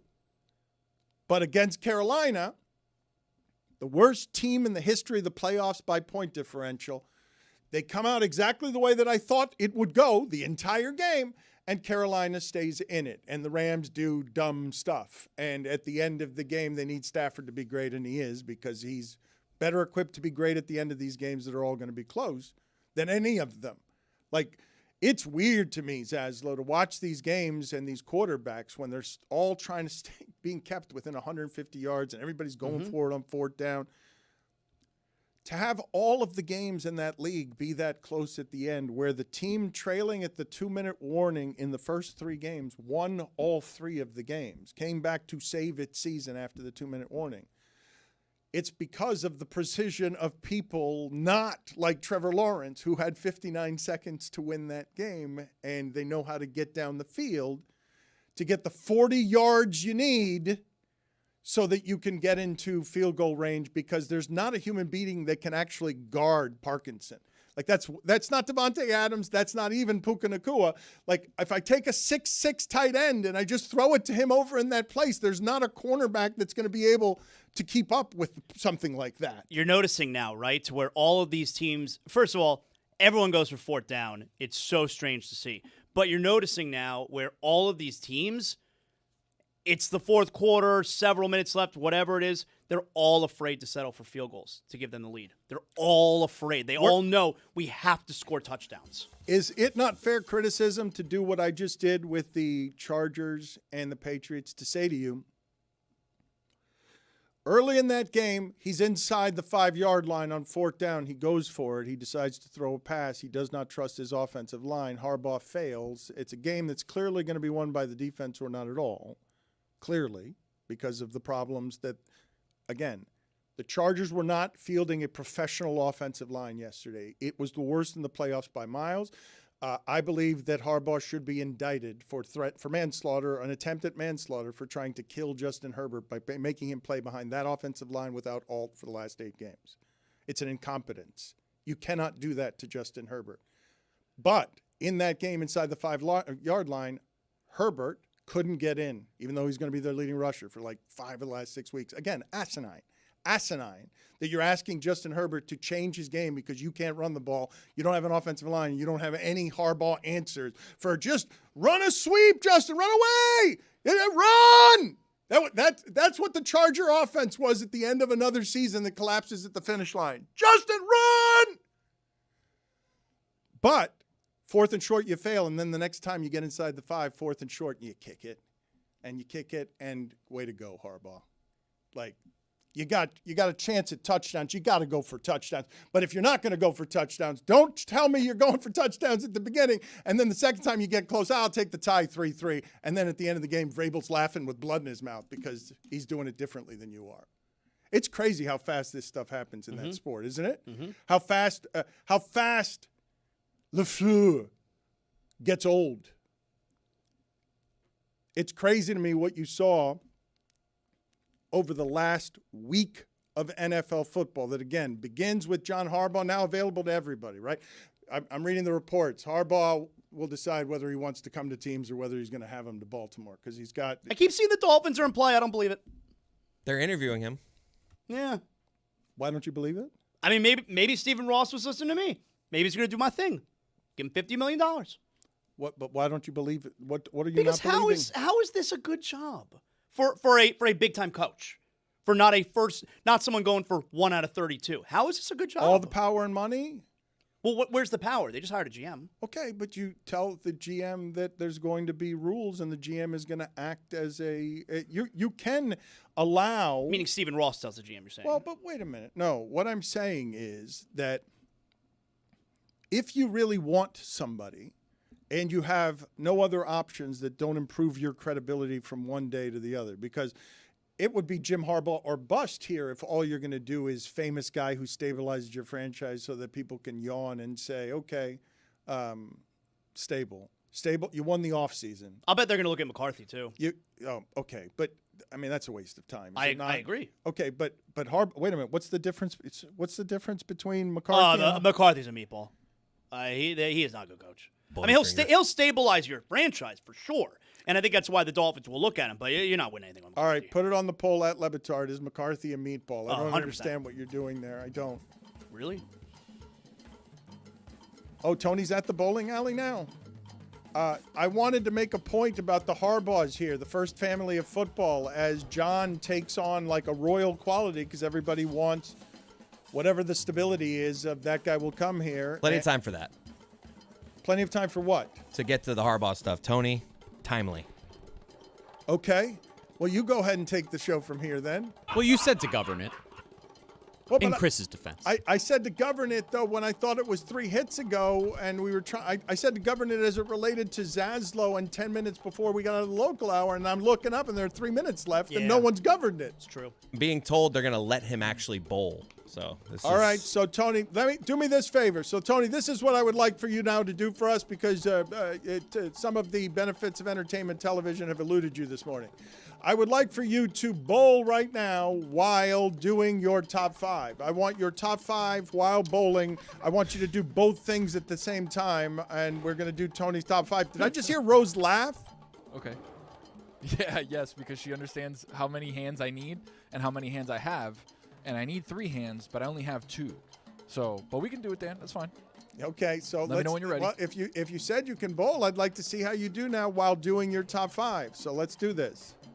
I will remind you, when was the last time you bowled? Because remember, I got to throw the ball, then the pins have to fall, then the ball has to be returned to me to then hit a spare to then be able to do the same thing again. So it's going to take a little bit of time. That's fine. Right? I've got 5 minutes, so give me a take. Okay. Roll Okay, roll the ball 5. Do it 5 times.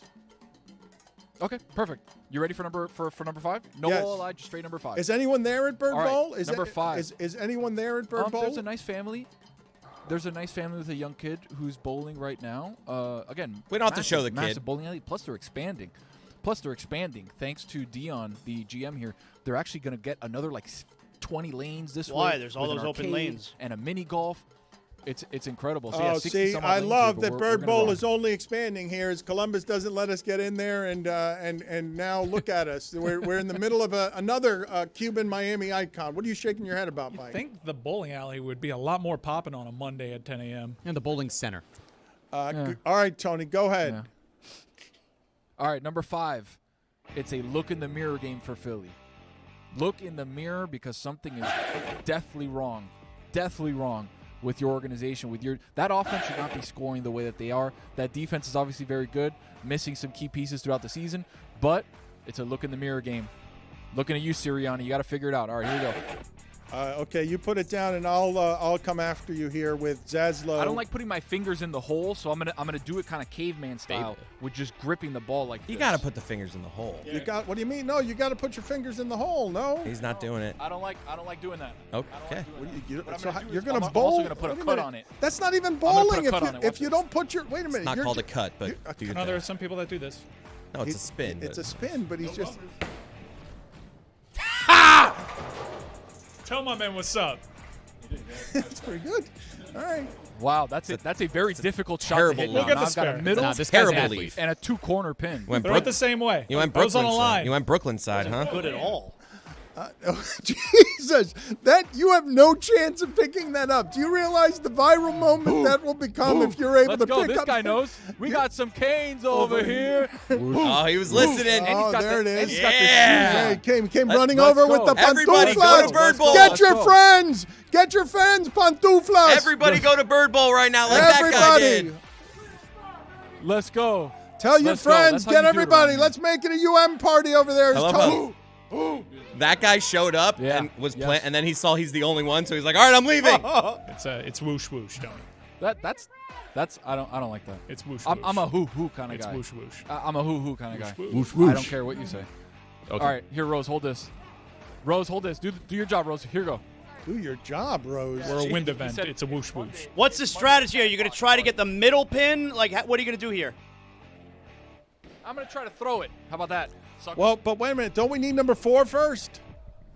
Yep, I was about to say it, Dan. Number 4, George Kittle. We'll see you in Valhalla, brother. Maybe he throws a ball every 2. Now we're gonna keep doing this. Okay.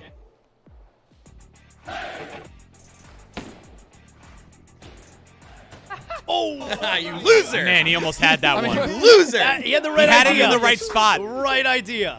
What do you expect? I threw a dime. I threw a dot right between the corner and the safety. How do you like that? So we still have 3 pins that are up.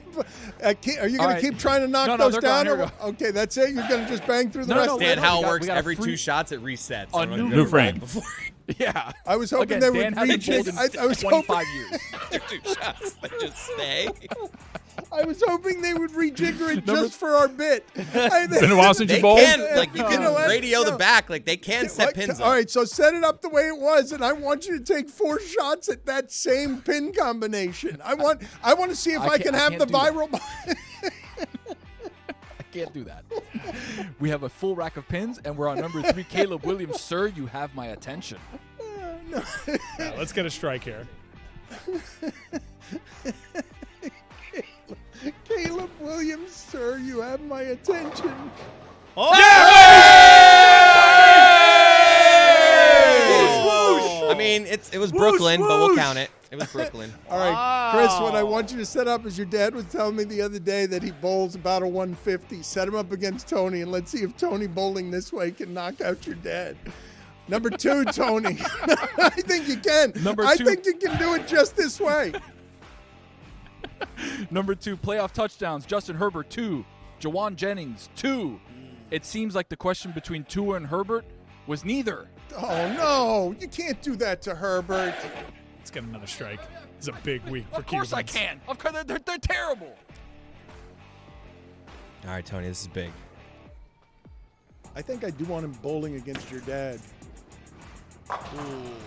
Almost a All right, gutter. we got an easy spare, though. I would take my dad. He set the table nicely for the spare. Exactly right. I just need to hit in the middle and have it spin out and kick out the other one. No, that was Try not, Staten Island. That was not setting the table. Put it on the poll at Le Batard Show. Is leaving 7 pins up, setting it up nicely for the spare. There's 3, guys. I got fooled. I got fooled. There's 4 pins there. Hey, you hit it. You throw your nice strike ball here, that Brooklyn side, you can get this strike. Yep. I mean, this spare. What does that mean? Listen. What to about Cody. Hell's Kitchen? I'm sorry. I was distracted by my eyesight and the fuzzy camera work at the end there. I thought 7 pins were remaining. Number 2. That was number 2, Dan. Number 1, picking up a QB and carrying him 10 yards into the end zone should be a crime punishable by the electric chair. Oh, wow. Okay, I'm ratcheting that's it up. a little too not strong. Not even suspending the push. No, too strong. electric chair. You're the guard that picks up Josh Allen and goes 10 yards and knocks out the Jags. Electric Look at chair. that guy in the background Josh just Allen? standing ominously. Electric chair, maybe. Pats fan right here. Big Pats fan. He's got a Pats hat on. Guys. This guy says, we love Drake May, baby. Let's go. Drake May. Let's go. That's not football. What Buffalo did at the end of that football game to win the football game is un-American, and while not punishable by the Agreed. electric chair, it's not football. Again, I think if you put that on the poll, you could probably No, get a better electric result chair of is people too saying strong, electric chair. Nah, we're changing things. It's too strong, Tony. Electric chair is too strong. Here we go. Brooklyn side spare. There we go. Do you think he'd beat your dad, Chris? No. You distracted Tony him. seems pretty awful, if I'm being honest. You've got this, Sean. That was a personal foul, by the way. That was a personal foul. Sean McGill almost broke my arm on the way back. All right, a bunch And of caused me to excuses. miss that shot, all right, by the way. go to the sex shop. Broke my arm. Sex shop. Go to the sex shop. All right. Former Okay, laser can I throw tag one center. more? I'm I gonna throw it know, left. I know Here we Sean go. McGill's in on that. Thinking I of love that fingers in holes. We're going to be doing a lot of different stuff in the streets of Miami as the party comes to Miami in college football in a way that is really rare, I should say. This has been a championship city in football only because of this team. I know the Dolphins won a long time ago, but it was half a century ago when the Dolphins did the football winning. The quarterback coming in with Indiana is not just the Heisman Trophy winner, a source of great local pride, an overachiever of the highest order, and also statistically great in a way that the NFL and college hasn't seen over a full season. The way he's been, 85%. I'm going to give the stats again because they're crazy in the playoffs. 85% or better completion rate and 3 touchdowns. He's had 6 of those games this season. No other quarterback, college or pro, in the last 25 years has done that even 4 times in a season. What he did was at Maryland was truly impressive, okay? So I don't mean to degrade this kid when I simply say when that team went, never mind Ohio State in the game they played against Ohio State, a team that Miami physically dragged. When they played at Iowa and Penn State and played athletes comparable to Miami's, maybe, I don't think Iowa's are, Penn State's might be. Those were very close games that Indiana could have easily lost this season, the 2 games that Miami lost instead. Louisville and SMU as losses, the Penn State, the 2 games that they had this season that were the most impressive games outside of the ones that you know, of Ohio State, obviously. It's Illinois. It's what they did when we thought Illinois was better than they were, and they were ranked. And I'm asking you. I'm going to say Maryland because I like Maryland, but I don't know that the country at large like. I liked Maryland all season, and Maryland, I think, ended up losing 6 games. So my analysis was bad there, just like it was bad on what Texas Tech's offense was, because I thought Texas Tech's offense would be able to do something against Oregon, and so now everybody's looking at the last 2 games, and I understand this. The betting line moved. I will tell you again, Miami should not be a touchdown underdog to any team in the country physically. It's asinine. It's asinine to make them a touchdown underdog because you've been made crazy by what the last 2 games look like because they took out a bad Alabama team. I don't care what anybody says about you beat Georgia every once in a while. That's as bad an Alabama team as you've had in the last 6 or 7 years. It gets to the playoff, but that's not Alabama. That's just running around in the uniform of a ghost. That's the same thing Georgia was doing this year. That conference was not any good. Like Lane Kiffin ran that conference with a team that could put up offense because they got a quarterback who's going to go into a 6th year and is going to fight the NCAA and everyone else to the grave to try and get a 6th year at Mississippi because he'll be the biggest star in college football next year, and that's better than being the 7th of the pros. And let's be honest. I mean, we've been questioning if Oregon's that good the entire season. And I understand what they did in the Orange Bowl against Texas Tech. But still, we could look at the final score, 56-22. Oh, my God, Indiana mauled them. Oregon gave that game away. Pick 6 on the very first play. Then you got the stupid fumble inside the red zone at 21-7. That game was over immediately. The final score is very, very deceiving. I believe that Oregon was getting some reputation points. And again, they did something to Texas Tech. So I'm wrong on this one, okay? When they did that to Texas Tech's offense, because I thought Texas Tech was good enough to beat anybody, I'm like, okay, Oregon must have some defense. So that when I see Indiana do all of that to Oregon, and Fernando Mendoza being as efficient as he is more than any other quarterback, college or pro, I then end up believing in some of the history of Oregon, and I believe it's about time to sort of revisit with the Dan Lanning stuff. Oregon never wins that game, and there's not a reason that Oregon, funded by Nike, would ever be worse than Indiana at NIL. You lost twice to them this season. Like, Indiana's other impressive win is against Oregon, but is Oregon that good? I don't know. I've been asking all year long, is Oregon that good? I don't know how fair the Dan Lanning stuff is, though. Like, I know they always get smoked in that game, but literally the week before it, they killed Texas Tech. Like you can't just ignore that, right? I'd like to ignore it, actually, because of how bad it made me look on what I thought was a team that could physically be with Miami. But there is not a team I have seen that can physically be with Miami. It would look a little bit like Texas. It would look a little bit like Penn State. But when Indiana played Ohio State, you saw what that game was. And a hugely impressive victory, incidentally. Like, to beat the defending champions that way, but they didn't manhandle them the way that Miami did. The thing about the Ole Miss game to me that was the most interesting is I'm watching Miami play a bad football game, sloppy, undisciplined. Trinidad Chambliss should have had 4 interceptions. It shouldn't have been they were celebrating Trinidad Chambliss as a new superstar. He should have had 4 interceptions. Telling you all week about Trinidad Chambliss, right? Who? This guy. But Miami won the game anyway. Because they can beat you a number of different ways, and sometimes it'll be the quarterback's legs because they've spent a lot of money on the quarterback, and this is the one they needed him to win. He's been playing caretaker at the end. In the end of these close games, he needed to be the one that won that. They lost it. I'm telling you, that Louisville game was a fluke. Think about the 4 interceptions that Miami dropped in its last game. Louisville made 3 spectacular plays on long ball interceptions against Carson Beck and wrecked his head with a 4-turnover game. Like it was 3 great interceptions, professional plays. You know how many plays I watched this weekend? I'm watching defensive backs drop the ball. Louisville had 3 great interceptions in that game. Trinidad Chambliss should have had, it's 4 interceptions on 12 hands. Off 12 hands. It's not one-hand interceptions. There were 12 hands on 4 interceptions. It was 2 hands on a ball in your stomach. It might have been 14 hands. There might have been somebody else who bobbled it. Louis Riddick said he's never seen a game like that. And Miami won it anyway. And it's because they're better physically than most of the teams that they're playing against. And it's something that only sort of Lane Kiffin and Nick Saban can tell you about as guys who were at Alabama when that was happening. It's super rare for every team in the sport, even the undefeated one, to concede 50 pounds on the line.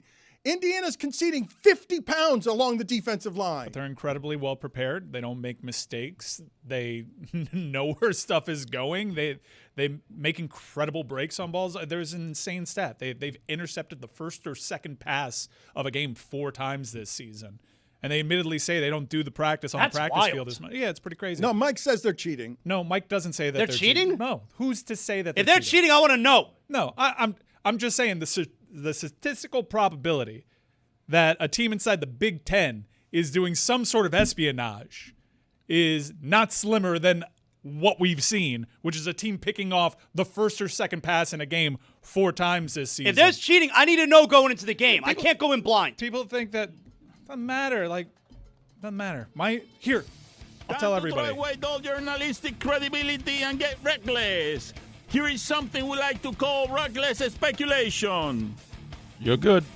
It's not me. There's other people on the internet that this has been. What are they saying? This has been a thing that's been rumored about Indiana. Like they're so well prepared because they might have an idea of what's going on. That's the hearsay, and I'm here to tell you it doesn't matter. It doesn't matter whatsoever. Dan, what do you think Miami's going to do?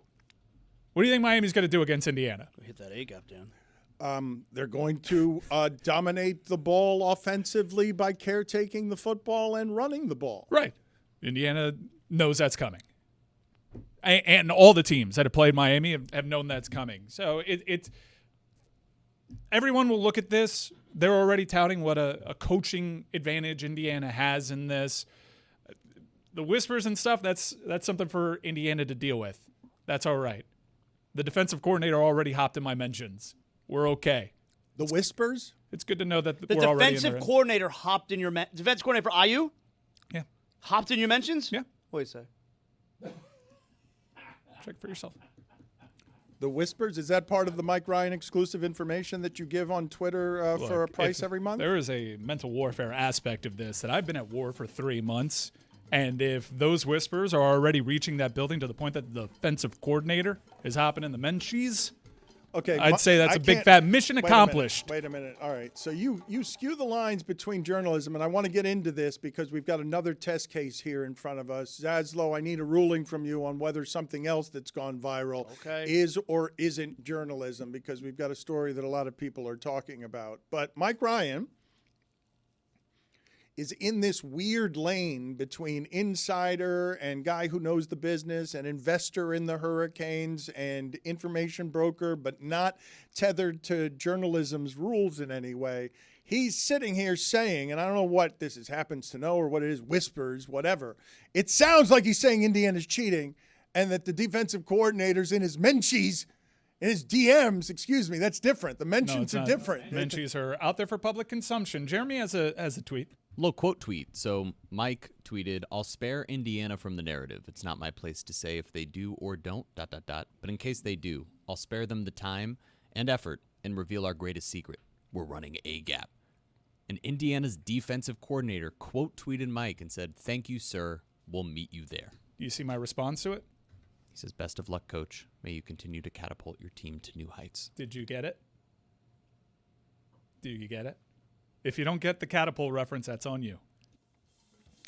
So Mike Ryan would have you believe during this victory lap of his that he's playing a different game than everyone else. This is going to be really annoying to people who already hate Miami for a number of reasons that are not Mike Ryan. Mike Ryan gets to be not only a guy who goes into the championship game being right all season, but he's also telling the defensive coordinator, Indiana, and our Heisman, okay, it's coming up the middle.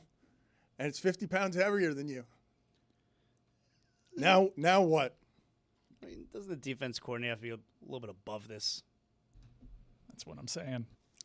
That's what I'm saying. If you're just trying to rile folks up, and inside of 24 hours, the defensive coordinators look. Corey Heatherman's not tweeting Mike Epps. That's what I'm telling you. Zaslow, where are we, please, on this journalism story? Oh, Tony's back, though. Wait a minute. What should we do here, Zaslow? Make an executive call here. Should we go to the journalism story of the moment that has gone viral that everyone's talking about, or should we go to Tony outside of Plaything? Journalism. I'm sorry, Tony. Stay right there. Go ahead and put Tony in picture. Tony, if you want to also just wander around so that we can see your interactions without any sound, that's fine. Zaslow has made his ruling, and he wants to talk journalism instead of Playthings. What is the story, Zaslow? I'm sorry, Tony. I want to. I'm being told he has like a guest he was going to bring in. Okay, now Who cares about what Zaslow has to say about journalism? Who cares? Who's the guest? The clerk at Playthings? No, so here's the thing, right? I'm a big proponent of personal freedom, and I think what we're doing out here is wrong. Okay, they didn't let us film inside for obvious reasons. People that may be patrons of this establishment want some sort of anonymity, right? They don't want a big camera in the face saying, "Hey, what do you think about the Canes this week?"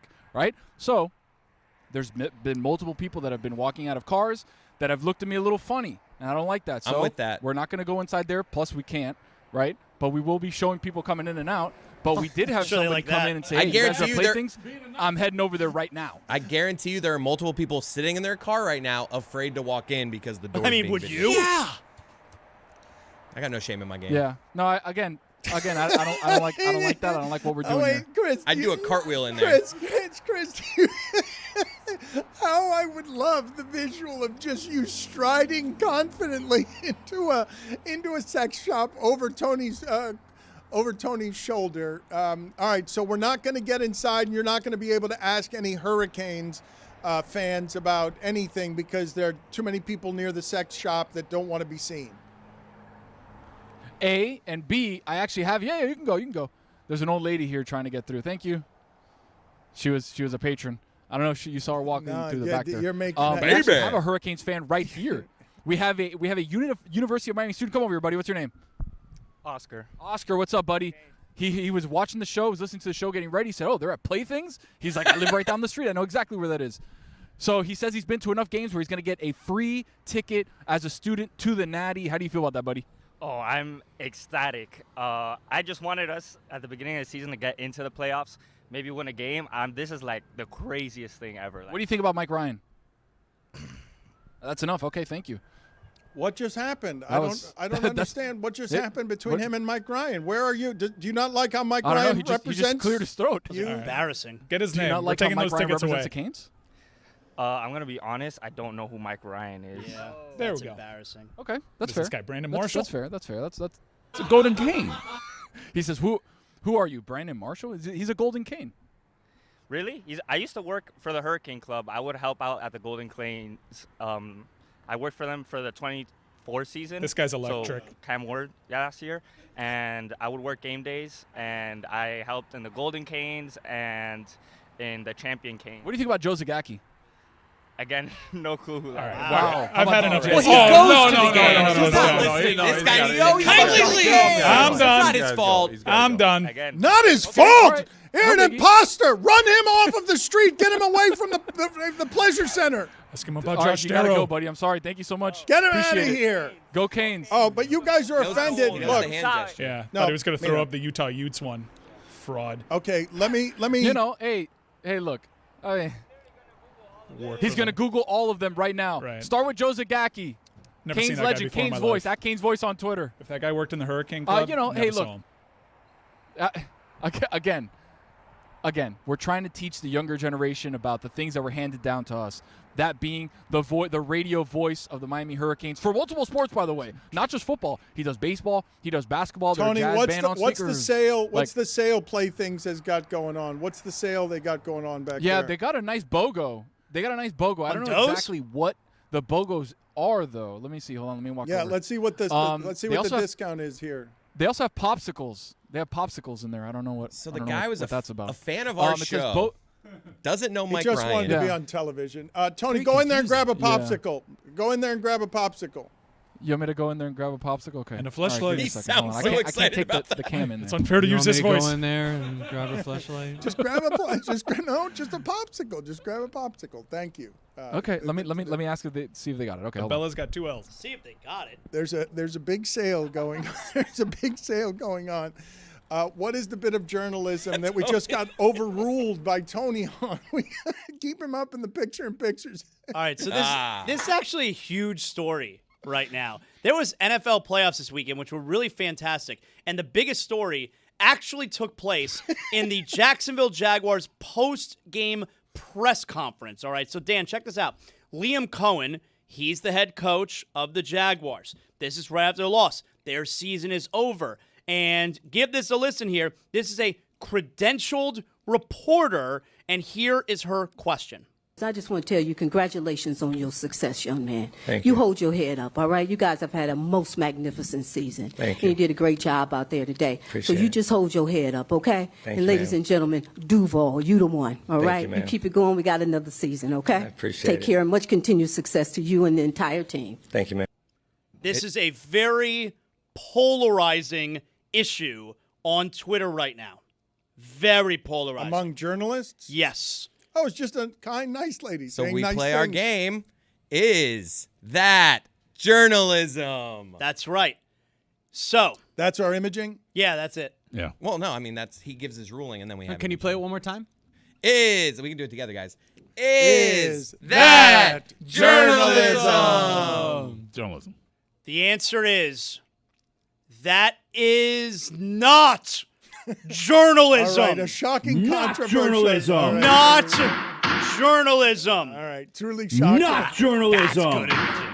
That is not journalism. Not journalism. You know, in the lexicon, you have unk. That was an auntie.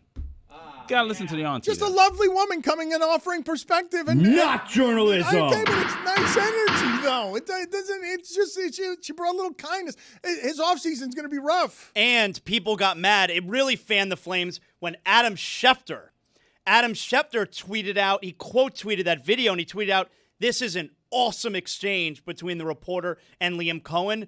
And then everyone, all the journalists, they got mad. Well, it's not that either. Not journalism. It's not journalism, but it's also not an awesome exchange. It's just a woman being nice. Schefter thinks it's awesome. It's not that either. Not journalism. You mentioned that. Stop badgering me with that. Encouraging. That's not encouraging. Where's Tony? Let's see what Tony's doing. Tony's continues to be outside. Did you grab a popsicle? Not journalism. I got it. I got it. Did not grab a popsicle, Dan, but mira que yo resuelvo. Okay, I went inside, talked to the nice lady at the front. We're going inside. Let's go. Yes. Commissioner! Wow. Oh, now we're getting somewhere. Mira que yo resuelvo. Gracias. Okay, patina más. All right, so Patina más. Tony, more. McGill loves So this Tony, shop. just walk around, and if you want to interact with anybody, you can. But also just give us all your those are for the furries. Give us all your football takes as you wander around in there. Just all of them. Okay. All right. We'll start. Is this a Halloween shop? We'll start in the NFL. It's a bit of a mix. Like they got costumes, they got certain things going on here. Obviously, you know. Tony, just it is plow what it is. ahead, and if there's anything you want to interact with, you interact. But in the interim, just give me football analysis, please. Nothing else. Yeah. Okay. Here's Yeah, your okay. big moment, So Tony. the Rams. Yeah. The Rams, I think, like we talked about, could be one of the best teams in the NFL, but they have a weird thing with the Panthers where they just kind of can't figure them out. And I don't know if it's that the Panthers have their number or if Stafford just doesn't like playing in Carolina. I don't know what it is. But now that the Panthers are out of the way, I think the Rams can go on a run. What do we think about this? Bow and arrow? It's a little cowgirl situation there. I don't know. There's a lot of costumes here. It's a lot of costumes. Ben Johnson is probably one of the biggest winners, not only of the weekend but the entire season, because when you have somebody who goes interdivision and then all of a sudden can do what he can do. Here, hold this for a second. When somebody can do what he can do, which is basically completely flip. I don't think you're using that right. More quiet. What? Are you being reprimanded? That holster something All right. else. You're being reprimanded I was for just wandering No, around? I was told to not show certain things, which is fine. We're in the costume section, which is perfectly fine. No, what I was going to say was, not only do you have the plus of taking away a divisional opponent's best asset, because they told me to be more quiet. There's have to people buy actually that. patrons of the store that are looking for stuff. I don't have to think buy that this? that mask is supposed to go over eyes. Yeah, I over think your it's- eyes. I think you're wearing that Yeah. wrong. Look a little like the Hamburglar. No, they have a picture of it. People over their face. You can't, It's you called a can't just ski put mask. that back. Multiple uses. Yeah, you own that now. That's yours. No, I'm not buying this. Yeah, you can't. You okay, can't put so- that back. Somebody else doesn't want to wear that. Be smelling your fumes in that. I can put this back in a second. What are you talking about? That's gross. Oh, don't do that. do you So- what that do you think people have that been you- wearing that what do thing you for think there's 69 We approve years. it. We approve it. What do you think? There's rules here. This What is a can't you no-holds show? barred place. What they can't told you me show? what I can't show. Wait, and he just said it's a I no can't holds show. barred. I can't show the obvious thing. What? I can't show the obvious thing. dildo. I've been already told by the higher ups. I didn't confirm nor deny. We that. did 2 shows on that a few But- weeks ago. You can sell I them know, at a but we didn't show CVS, but you can't show I think them. it's porn. It can't be any sex toy related things he can't televise. No, it is. It is. No, it is. It is ST related. It's absolutely ST related. Why'd you Rose do told that? me, hey, you can't do that. So okay, do what?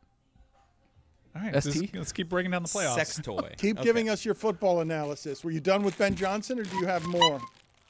What is that? I have a clown horn here. What is that? It's a clown horn. Who likes Also, that? Wait a Dan, minute. don't Don't act think like you have the you right don't use know for that about either. that. Where does that go? It's $7.99. You became for a John clown Madden horn. all of a sudden. That's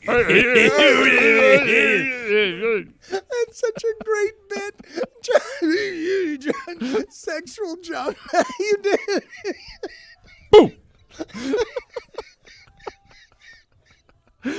Okay, so the best thing about Ben Johnson is leaving the Lions in a lurch, going over to Chicago, saying that he hates Matt LaFleur for some oblivious reason we have no idea why, and then beating him, and then giving him the handshake of like, see you later. It's so good.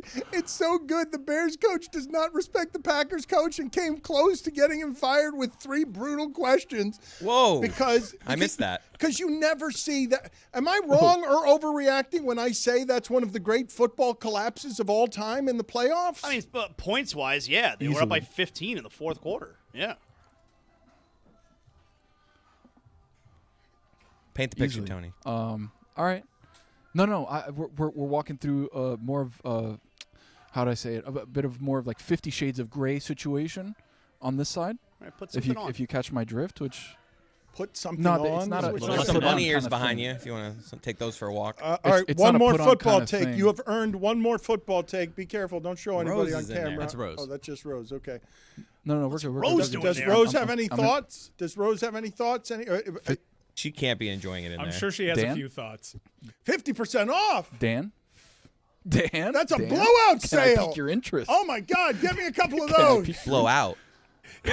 Wait a second. Do you want the crafty witch? Dan's into this section right here. Oh, I got Dan's kit, the wizard kit. Dan, you show up in the wizard kit, you're gonna dominate. I should do the live stream dressed as the sexual wizard. Bring me one of those costumes back here so that we can a week from now build up to this purchased. Get my size, Tony. Make sure to get my size. Thank you. What size is that? Are you gonna go over to Columbus? No, I'm not going to Columbus today. Because I think it'd be funny if you got picked up by a I've- school with some of these things in your car. Tell them Playthings let you in. Why won't Columbus let you in? Would that be funny to you? All right, It's a good point actually.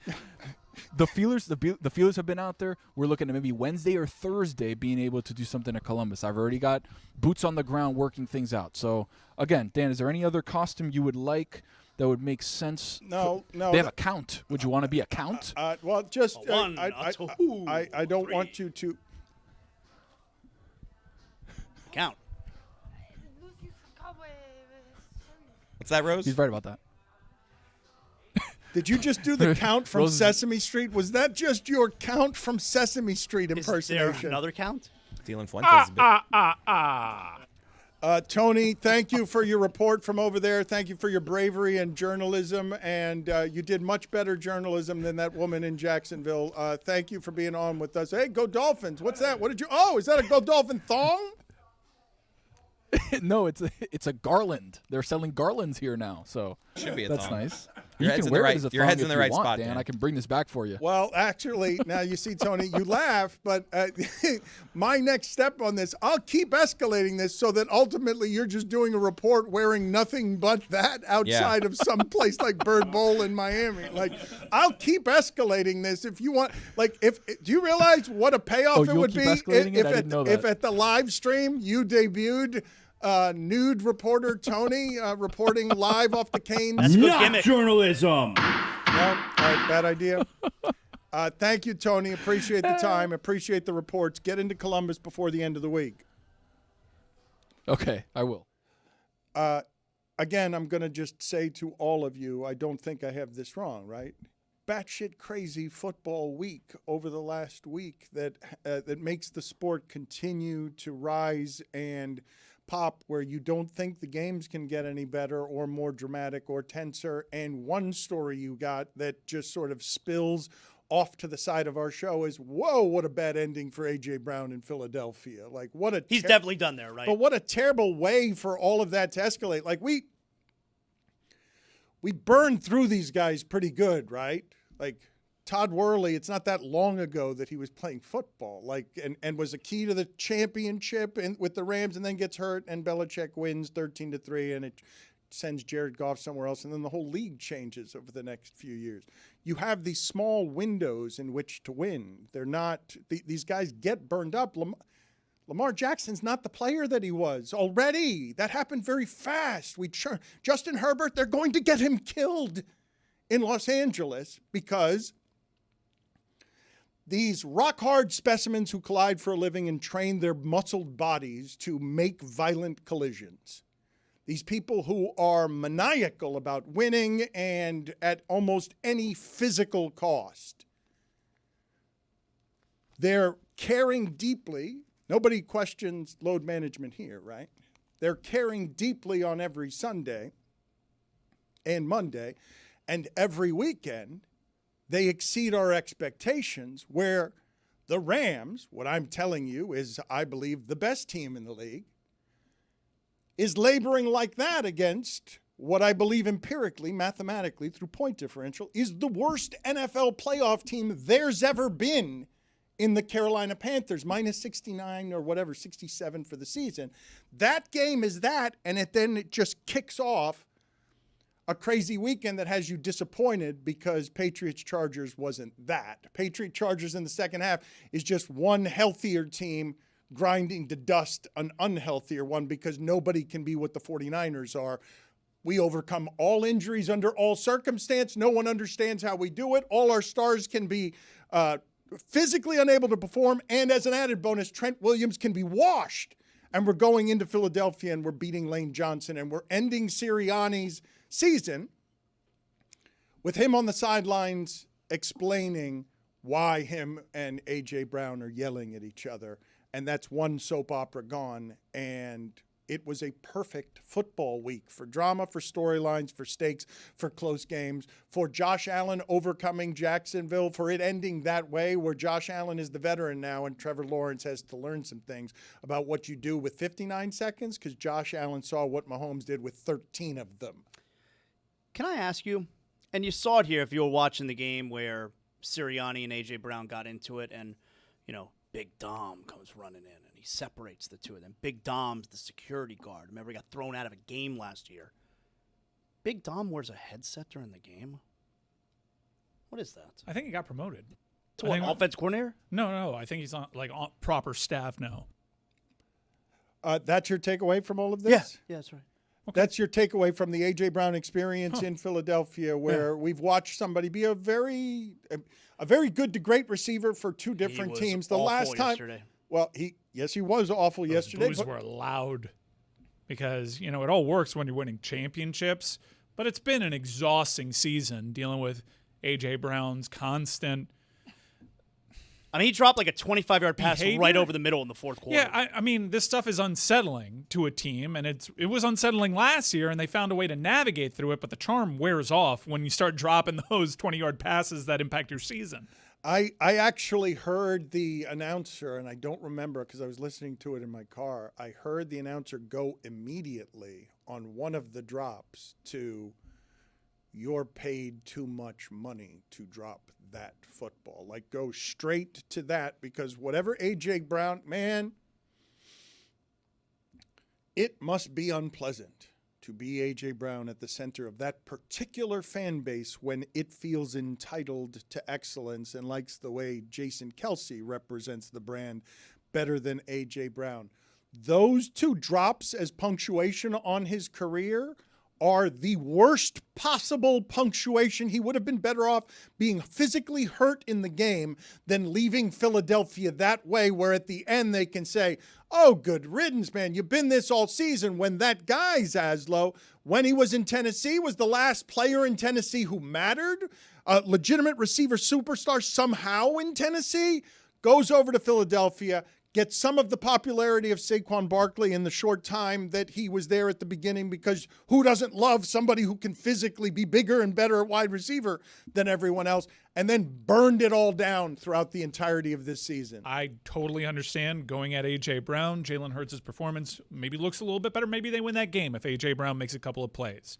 The thing that fascinates me about the Eagles season is how Jalen Hurts can go multiple second halves without completing a pass.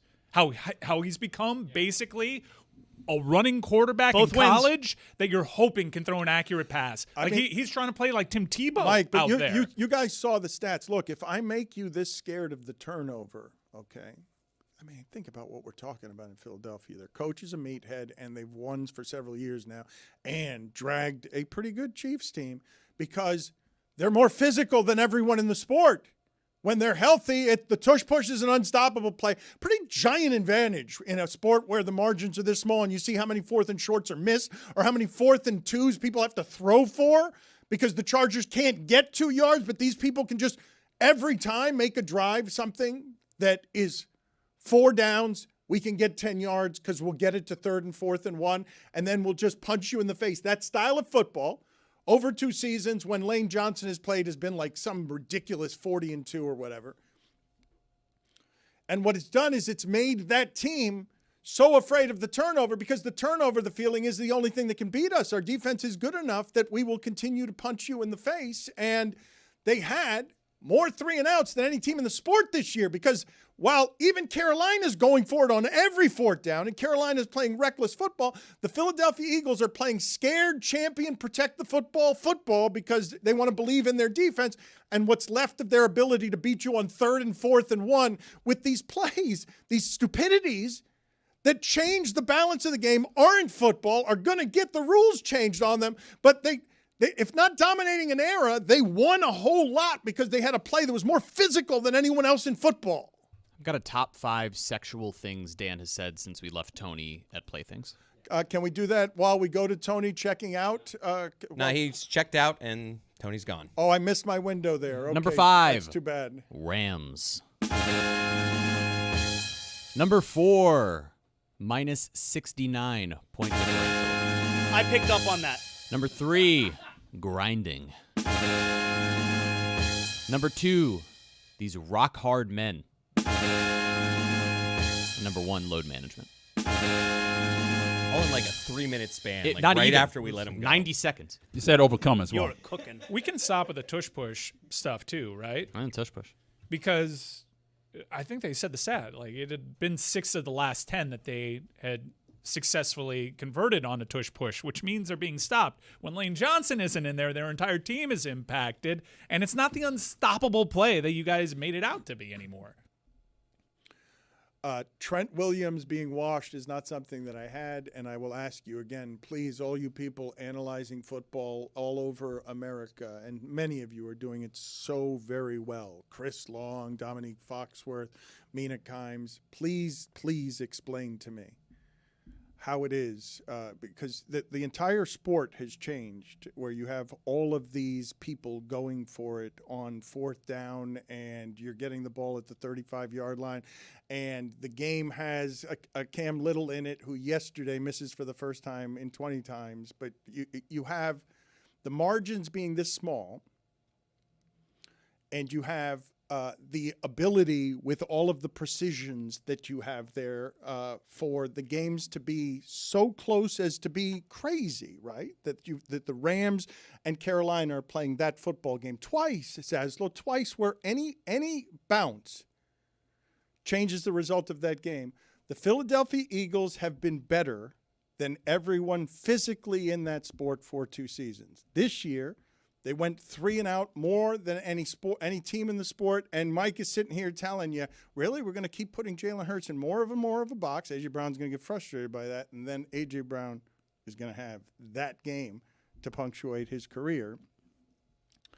How is it that the Philadelphia Eagles collapse on their face here, and we still expected them to get to the Super Bowl based on toughness without understanding that if you're trying to be physical for something that is 2 seasons more physical than everyone else in a sport like that, the wheels have to come off of that. Like, you can't keep being more physical than everyone in that sport, play more games than everyone in that sport, do more tush pushes than anyone in that sport. Like, you're going to run through the bodies if A.J. Brown eventually is going to Somebody explain to me how it isn't just understood. Well, of course their offense is less than it was, because how many times do you want to run Saquon Barkley? Like, how many times do you want to keep doing this before the wheels fall off the thing? When I just saw what happened to Harbaugh, it's not a collapse of genius there. His offensive line didn't and shouldn't have been in the playoffs. That's not a playoff offensive line. There shouldn't. But if you're going to be if the game is to be more physical, 4 plays in 10 yards, Zaz, if that's because everyone's going to be $150. I'm going to go for it on 3rd and 4. All I need to do is get 5 yards here. If that's how we're going to play football, how do more people not understand that the Philadelphia Eagles are dead today because all of their bodies gave out? If Kevin Durant's body falls apart at the end of those 4 years, this sport is more physical than any of them. Amin El Hassan's going to join us here in a little bit for his weekend observations. We've got some sound to play that was pretty amusing between Cristobal and Saban. Saban questioned Cristobal at the end of that first half against Ole Miss. Cristobal had a good response. While Saban's saying 2-minute spot like that, you got to make sure that you get points, but don't put yourself in a position where you're giving up points. And Cristobal came right back at him with, no, Coach, actually, after a minute in the game, you do try to go aggressive there with a minute left in the half. Let's play that sound for the people. 2 scores by the half, no question about it. The 2 minute before the half where they stole 3 points, where if you don't have field position, it's not like 2 minutes at the end of the game. What the hell are you doing? We should have never on. let him get the ball back. All right, so. Coach, I hate to stop you, but let me correct you. As by your standards, and I'll show you your notebook if you want to, if you were under 45 seconds and at your 35, you try to pop a run or a screen, and if you do, you go. But with over a minute, especially over minute 10, your philosophy was be aggressive and try to get points.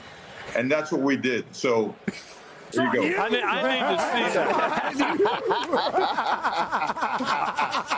I may have changed my philosophy. Hey,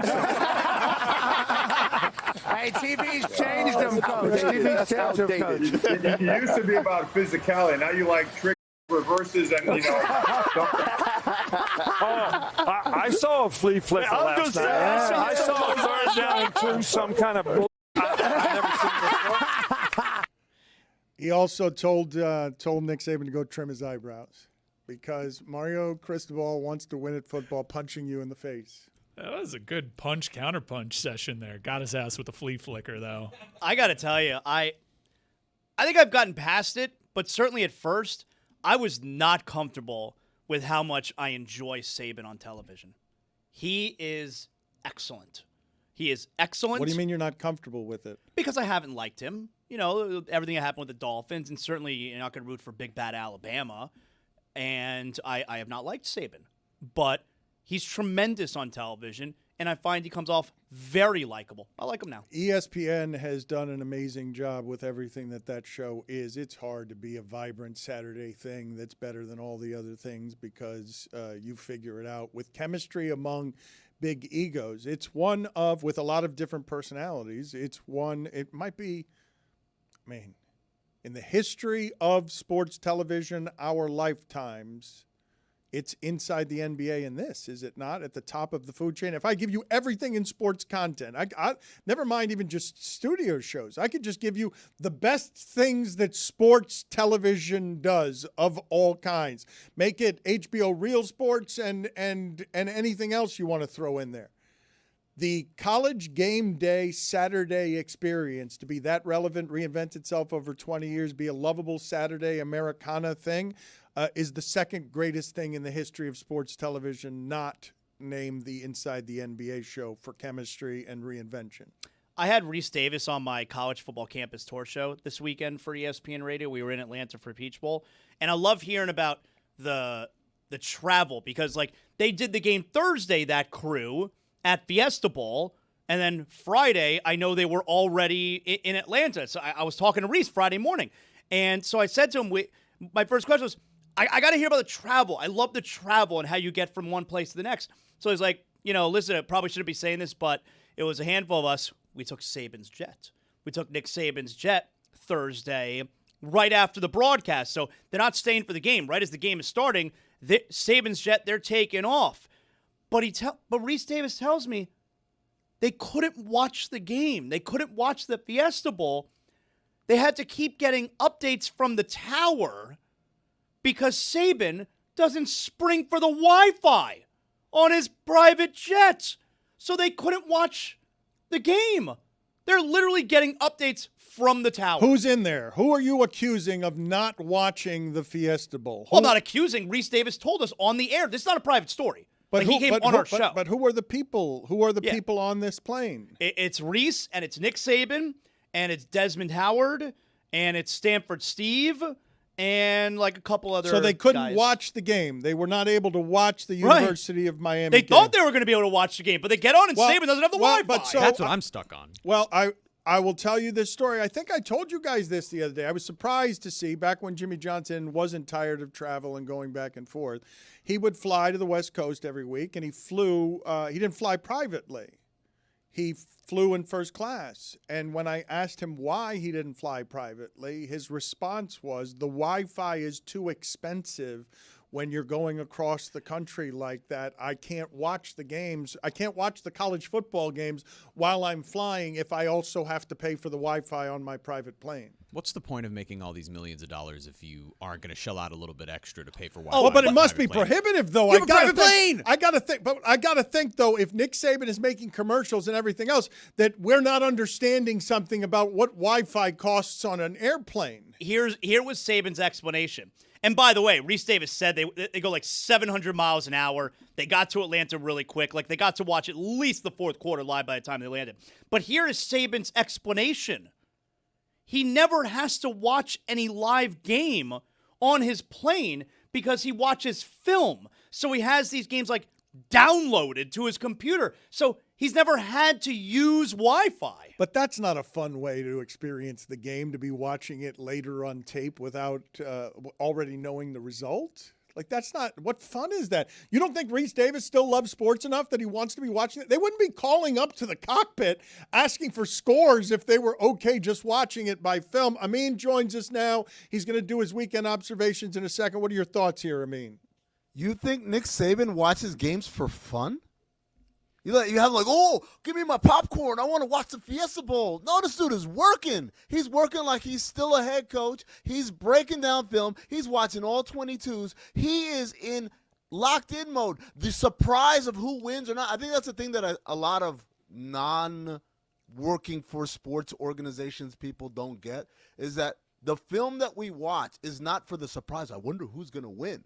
It is literally just an exercise that you go through and you watch things and you break it down and you rewind and you pause and you draw up plays. That's what it's there for. No one's actually saying, I wonder if Miami's going to pull it off. They don't care like that. But one of the things that I think is funny about Zaslow seeing Saban reinvented in this form in the afterlife of his career, as he's going to become a powerful voice on lobbying, it's funny to me that anyone thinks that someone who's that competitive would get into this field and then not be competitive about being the very best at this field. Like, he's not going there to have a platform. Nick Saban cares deeply about being better at this than other people, and so he's going to put in the grind of work that he misses to study the film, so he is saying the most interesting things.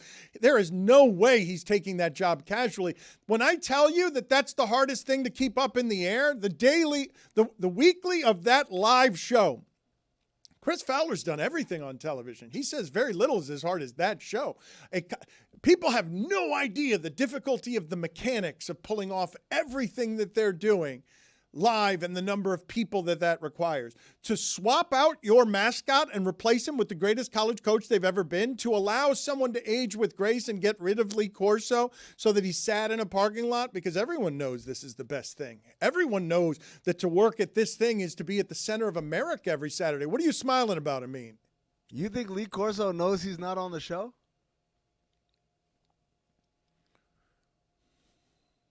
Starlink Aviation says that you can get Wi-Fi installed on most business jets for $145,000. But that doesn't include the monthly fees or the potential installation costs. That's just for the equipment. I don't see Jimmy Johnson as a cheap man. There was something about this Wi-Fi. He couldn't get it on his plane to watch games. I'm sure he didn't want to be talking to me in first class about asking him, why are you not flying private? That's not what he wants, but because he gets to watch the football game, the cost may be too much. It must be. Jimmy ain't cheap. Guys, flying private is not good. It's not good for the environment. It leaves a huge carbon footprint. I applaud Jimmy Johnson for riding first class because he doesn't need to flaunt his wealth to the world. Like, ooh, look at me, I only fly private. There's plenty of flights, American Airlines, Delta Airlines, Spirit, you could take that are nonstops that'll get you where you need to go safely and on time. Shout out to you, Coach Johnson. You want to do your weekend observations? I'd love to. It is time for to share his game notes. No one in the media will tell you what happened better than my boy. Weekend Observations is brought to you by Miller Lite. Legendary moments start with a light. Dan, we had so much fun with Miami winning last Thursday. We gave Mike Ryan his flowers. We showed Michael Irvin doing the belt-to-ass celebration. But Friday night, the Indiana Hoosiers showed us and the rest of the country what belt-to-ass really looks like. Holy, what an ass whooping. Last week, I was told the Jags were going to the Super Bowl. And that Dylan McDermott, or whatever the hell his name is going to get fired because the Bills are cooked. Yeah. It's almost like you guys don't know what the blazes you're talking about. I am so mad at myself for trusting the Jags. I feel really stupid. The whole show. Everybody on the show is stupid. You guys didn't like that tush push by the Bills. But when the late Mike Leach suggested having Brad Williams in for short yardage situations and tossing him over the line of scrimmage, you all cheered. That's a great idea. Hypocrites. That's a great idea. Mike Leach, one of a kind. Put it on the poll, please, Juju, at Le Batard Show. Will somebody hire a little person next season and throw them 7 yards over the line of scrimmage with the football on 4th downs? Not any little person. Brad Williams. Okay, make it Brad Williams. Fine. The Packers. He's heavier than some of them. I want a lighter. Yes, I want somebody lighter that can be thrown further. He needs to be able to withstand the impact, though, to break through. If he's too light, to bounce off. What kind of bully do you have to be to fat shame a little person? You want a lighter little person, huh? Yes, in these situations, if I need a first down on 4th and 7, I can get one because my right tackle can throw a little person 7.5 yards further because he's lighter. Yes. Wait, if you get like a jockey, you could he's like a javelin shape, so you could just toss it really like a spiral. Him or her. I'm picturing the way passes get deflected, like Brad getting deflected by a D lineman. CTE incoming. It's so great, though. Can you imagine if somebody broke that out next season in a key spot and we were just hiding someone on the practice squad? Brad will play for the Broncos for free. The Broncos are going to need it. The Broncos are going to need some yardage. $0 cap hit. The Packers. Now that's a choke job. I turned the game off. I sent my condolences text to all my Chicago people. I turned on Jazz versus Hornets. Somebody had somebody had a plus minus, a minus 60 in that game. Not somebody, it's Cody Williams of the Utah Jazz. Minus 60. Hornets scored lowest 150. plus minus ever. How is that possible? I put it on the poll at Le Batard Show. Is it possible to have a minus 60 plus minus in an NBA game against Charlotte at home? Yes. Dan, I could do you one better. Do you know who Cody Williams' older brother is? I do not. Jalen Williams. Yes, the good one for Oklahoma City. That's his older brother. How is that doing me one better on somebody who had minus 60 in an NBA game? I'll do you one better then. I'll do even one better than that. Utah Jazz this year have the worst defensive rating in NBA history. That's pretty obvious because they give up. Oh, wait a minute. I mean, this is a good stat. This is a good stat. I think you should get the stat of the day music. I think we should stop. This is an amazing stat that you're about to give here. Time out on weekend observations. I'll give you a great stat of the day because I wasn't even done with the stat. I wasn't even done. Hit the music. Not the long one. Start of the day, start of the day. This is start of the day. Start of the day, start of the day. This is start of the day. Start of the day, start of the day. This is start of the day. Start of the day, start of the day. This is start of the day. Stat of the day is presented by Miller Lite. Oh, wow. That's nice. A little synergy with the sponsor. The Utah Jazz, the worst defensive rating in NBA history this season. They broke the previous record, which was set by the Utah Jazz of the 24-25 season, who broke the previous record, No way. which was set by the Utah Jazz of the 23-24 season. That's right, ladies and gentlemen. For 3 consecutive years, the Utah Jazz have not only had the worst defensive rating in NBA history, they've improved on that by setting the record even further. It is historically the worst defensive basketball team there has ever been by miles, correct? I just told you how many miles. 3 years in a row, they've broken their own record. There's nobody close. That'll never happen again in the history of sports unless they do it again next year for 4 straight years. We're living in a dynasty. All right, back to observations. 3, 2, 1, and give it to me. There it is. Oh, don't worry. Just hit it. Don't worry about it. I mean. Yeah, okay. All right. Minus 60. Lowest plus minus ever. I woke up the next day to do morning radio, and while shooting the shit with my board op, I learned the Bears won. True story. Mike Ryan clapping back at IU defensive coordinator Bryant Haynes with, "May you continue to catapult your team to new heights." I love it. Get it? I love it. Good, Mike. What do you think he means by that? Does anyone know? Am I the only one who doesn't know? Show of hands. Voices in the crowd. I don't know. I honestly don't know. Mike Ryan is being clever. He's amused with himself. I don't get the reference. Okay, no, that doesn't make it a bad reference, Mike. It just means nobody here got it. But I'm sure someone got it. I live for those jokes. That's why I laughed hard. I can guarantee you he got it. Genesis is here? Yeah. Talk, Mike. Dan not being able to count bowling pins and blaming it on camera work. Never change. Tony going to the sex shop to deliver NFL takes. Journalism. Dan getting excited to see a garland that he thought was a thong. Dan Le Batard. Repurposed garland. Collision course. Except for Dan, the garland would have to have Matthew Stafford on it with a speech bubble saying, "Let's go snatch these guys' hearts." Be honest, Dan. Clean up on aisle 3? I was scared. I was scared that the Carolina Panthers were going to make me look idiotic again somehow by winning a game I couldn't possibly explain how they won. But I'm saying, like, when you heard that Stafford said that before the game-winning drive, clean up on aisle 3, right? Let's hear Devontae Adams saying what it is that Amin is talking about there. Yeah, I think he said, "Let's go snatch these guys' hearts." And that was pretty cold. Just to hear that, and I actually, like, literally smiled in the moment because I thought that was, like, one of the most gangster things you could say in that moment, honestly. And to hear him say that and the look on his face and then throw the touchdown and then the look on his face after that was just, like, MVP stuff. Zaz, hand him a towel. Clean up on aisle 3 right now. Why do you have me masturbating in a grocery store? It's gross. I mean, I'm not having you masturbating. Heavy-handed. That is involuntary, my friend. An expulsion. Why is it a grocery store? Why does it need to be cleaned up? Why am I around like a bunch of crackers and the chips, and you've got me in aisle 3? Like what? Aisle 3. Aisle 3 is not the chip aisle, sir. Aisle 3 is pasta sauce and pasta. Oh, it's a spice aisle. And the spices are on the end of the aisle. Put it on the poll at LeBatard Show. Aisle 3. What does it have? Spices or pastas? No, chips is what you suggest. All right, chips, crackers, Ridiculous. spices or pastas. All right. Ridiculous. Respect yourself. Respect yourself, Dan Le I just Batard. didn't understand why it is that you were having a cleanup in aisle 3. Why is someone ejaculating in aisle 3 of a grocery store? Not better. You know why.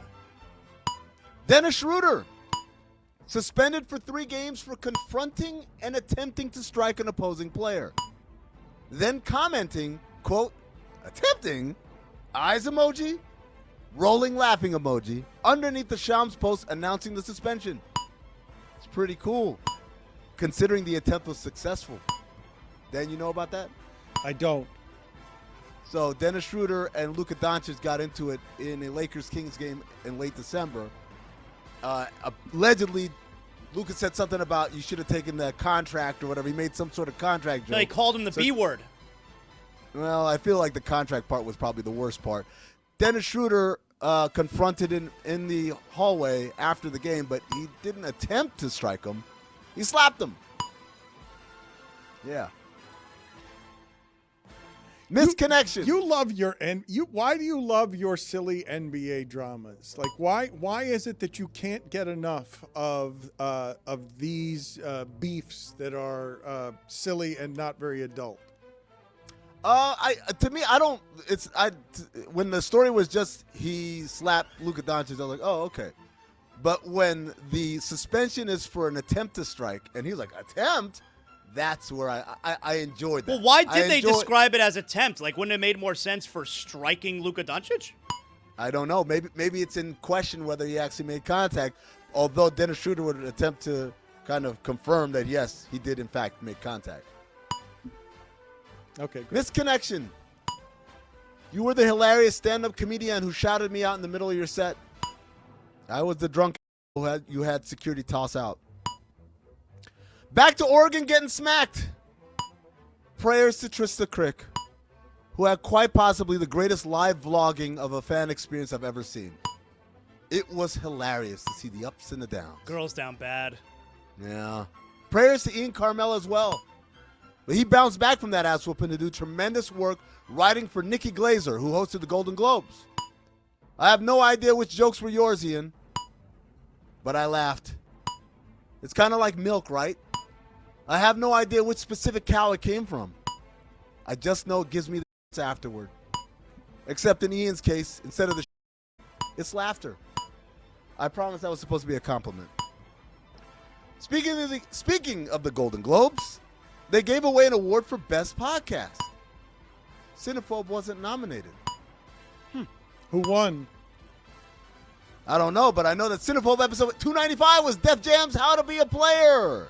Amy Poehler. Starring Bill Bellamy, Bernie Mac, Mari Morrow, and Lark Voorhees. Voorhees? Yep. They had to reshoot the ending after the original ending tested poorly with female audiences. Women, am I right? Back me up, Zaz. We know what they love. Okay. Wives in particular. Is there anyone who hates the sight of a hospital more than Anthony Davis? Christ almighty. His latest, a left-hand injury that will either take 6 weeks to heal if they opt for the non-surgical route, or months if he goes under the knife. That won't help the trade value. I mean, how did their front office not trade Anthony Davis the day they fired Nico Harrison? Because there were people inside the organization who are saying, wait, we can still do this. All we need is fight for Kyrie Irving to get back. Shout out to Nico Harrison. There's a basketball hell. He's in it. Speaking of hell, Art Briles.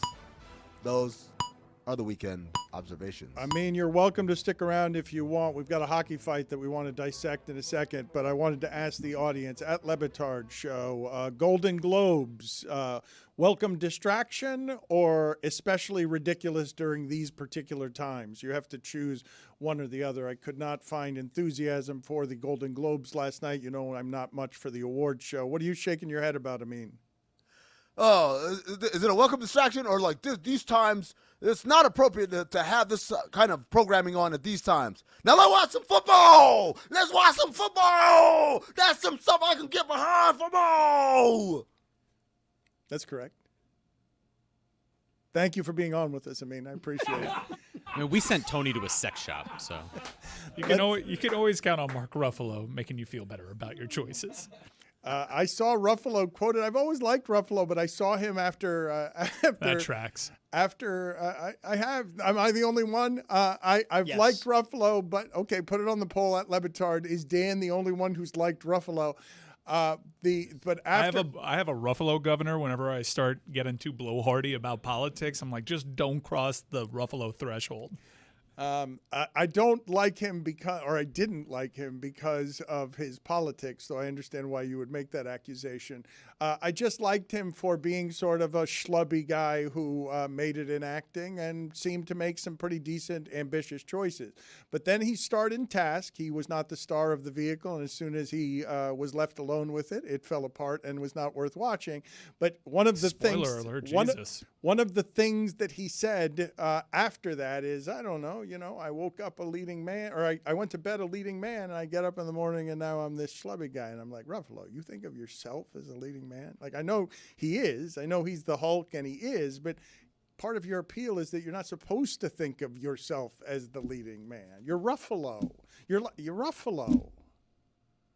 This is coming from someone that clearly hasn't seen 13 going on 30. Love that movie. I like back it's an hair, all-timer. the slick back You look kidding in me? Collateral. Ruffalo? He looked handsome in Collateral. So Ruffalo, you're okay with Ruffalo calling himself a leading man I'm as not. if he's beautiful? You You don't have to be beautiful to be I a don't know. leading man. I don't. Handsome in certain roles? His point in Task was that he gained some weight and was drinking a vodka out of a styrofoam cup in the morning, and he went 30 pounds heavier. And so I've always thought of him as a bit schlubby, and if you identify as a leading man, you're not exactly Clooney. There are a handful of leading men. I don't expect Matt Damon to say it, even though he is. Like, there's not, you guys aren't with me on the idea of like there's a even if it's a feigned humility. If you're Giamatti, you don't call yourself a leading man. If you're Buscemi, you don't call, your place. But those guys aren't leading men. And neither They're is Ruffalo. leads in shows. But Ruffalo has been able to toe that line of he could be the romantic interest. It's all right. I think we're certainly well within our rights to take shots at Mark Ruffalo's appearance. I look like him, the lesser version of him, even in. Who told you look like him? Even wait, have some feigned humility here, Dan Le Batard. Oh, I mean in the schlubbiest ways. No. okay. I don't mean in the leading man ways. All right. I mean in the ways he's describing in Task that he's embarrassed by. That's the part. You I'm also saying. drink vodka out of a styrofoam cup, or is it tequila? Yeah, of course, tequila. Let's get to that hockey fight involving 10-year-olds because it's taken us too long to get to this hockey fight involving 10-year-olds. Chris, do you want to give me some of the play-by-play on this so that I can follow it? Because I have not seen it. You guys were telling me it was the best video from the weekend. It's my favorite video of the weekend. It's an AHL game. And it's during the intermission, they do this a lot where they bring out a bunch of kids. Hey, you get 7 minutes. Go play hockey. And these kids did not play hockey. They just started fighting. And it became like, I think, a 90-second. We can maybe get our chart out to see what this actually was. Was it a melee? Was it a, what the hell are the other things that we had? A scrum? This is just, Dan, keep a an brawl. eye on the I think it's a goalie right brawl. here. Keep an eye on him. Okay? Look, we could, maybe Zaz, you could do your, well, he was trying to do the telestrator, but he missed the goalie. He You could tried do the to circle. Rothstein. Roll it. He tried, but he's not keeping up with Look at anything this. that's happening here. He's not using the telestrator very well at all. Where are the parents? Look at this. Boom! Look at Goalie that. just comes Look in. at that. Look at him. There's the And you goalie. saw he gave a fist pump, too. He's like proud of himself. And then he got out of there. This is just like, where are the parents? I also want you to keep an eye here, Dan. Watch this kid right here and this one. They start fighting each other. The same team, they Yes. start fighting each other. No. Watch At one these point, kids. 2 blue kids. Yep, They he's start punching he's each punching other. another blue Look, kid. they're on the He's same punching team. Zaz, circle it, Zaz. Like you're not helping anybody by red dotting these kids. These guys. Yeah. That you're using the telestrator very poorly, Zaz. Well, you know. I just love this. Like, the crowd was going nuts to it. It was just way better. So than what do you want? You Can want the someone parents? step in? You want the parents involved? I mean, the coaches Where are maybe. the adults? Like maybe the announcer to be like, "Stop, kids!" Like no one was doing that. The crowd was going This- wild. God, that goalie. And then he goalie's gets a out of menace. there. And then No, the goalie's scurries good. away. That goalie is hell bent on destruction. He took out 3 people by just skating from one end of the ring to the other and then hitting them with all his pads. And let's then not just go back. Let's not forget they're flying into this pile with skates. Yeah. Like this is not safe. No, it's not in any way safe. It's I'm really surprised I love no the one guy got seriously injured. punching his teammate. We're sure of that, And right? by the way, how about this goalie right here? Can he do something? I know the blue team goalie is just I watching. mean, grow a pair. Get in there. Somebody cross-check somebody there. yeah. 10 years old. Grow a pair. Like that's what literally Now, is while- going to happen over the rest of his Now, life. while this is out of control, you know they have the respect here. No one's like taking their stick and like way like they have their like No, these there are was a hockey cross check. players. There was a cross check. Yeah, but there's a level of respect even in this. The goalie was hell-bent on destruction. The goalie is a menace who is being raised poorly, as all of those kids are, by parents who are feeding a culture of violence that is stupid. I just love that in this sport, that's not that crazy. Welcome distraction or ridiculous excess in these difficult times. Welcome distraction. The Golden Globes last night. Nikki Glaser is now the host of the moment. She's been great, rising above comedy to do these things exceptionally well. They're not that easy to do. We don't have a lot of beloved by America. Oh, she's going to be funny and edgy, and those things require some personality so that you can soften it for America, who is put off by the Ruffalos of the world going there and making their political speeches as the Hollywood elite. Nikki Glaser is filling a role in comedy right now that only goes to some of the comedy greats and is crushing it doing so, because those monologues are hard to do. You have to have an assortment of writers. They are pressurized, and only the best of the comedy greats are always invited to do those things. But you didn't watch this award show. Nope. She was great. Shout out Ian Carmel, as Amin said. But when you watch, I get these things condensed for me. I don't know You've how seen you of it. I don't know how you guys consume your late nights, or I don't know how. Like all I'm watching is 10-minute monologue clips. So from the social clips you gathered. From cutting, it cut together. I don't care who wins anything. I enjoyed her Sean Penn jokes and her Leo DiCaprio jokes. She took the easy bait when it came to Leo DiCaprio. Oh, it's low-hanging fruit. Come on. Yeah, but then she explained the joke. She's like, I'm sorry, Leo, but that's literally all we know about you. The last interview that you've given Now that's funny. was the Team Beat, in which your answer to your favorite food was pasta, pasta, pasta. She has like the perfect ability not only to deliver those jokes without them coming across as corny, but then throwing in the self-deprecating joke within it. Like there's a moment where you think she's going to go after Jennifer Lawrence, and then all she does is make fun of herself by saying she went in and asked a makeup person to make her look like Jennifer Lawrence, and they said that they couldn't in some sort of way. And it was just like, it's a really perfectly crafted monologue. And coming in and out of commercial breaks, like she seems to be the perfect person to host these events. Everybody likes her.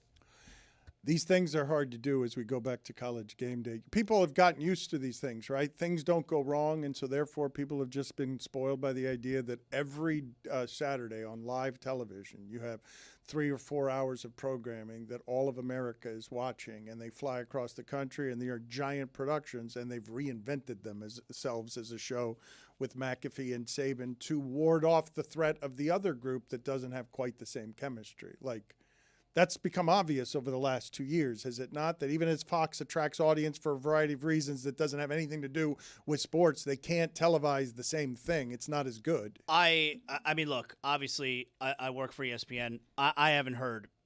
I don't hear people talk about what happened on Big News. They're watching it. They are watching it. It's just clearly not as good. It's an inferior product.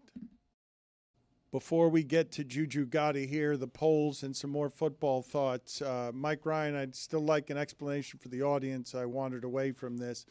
Why it is that we as a media company have on the table the ability to have Billy Corbin make a bunch of University of Miami content for us, and you as somebody who's a lead executive, talent producer, broker, person who makes things, or director of making magical shit, or whatever it is that your job title is, why is it you're saying bleep Billy Corbin, who's offering to make good, fresh things for us and is the voice of University of Miami football historically through sports documentaries? This company shouldn't be called Raconteur. It should be called Saboteur.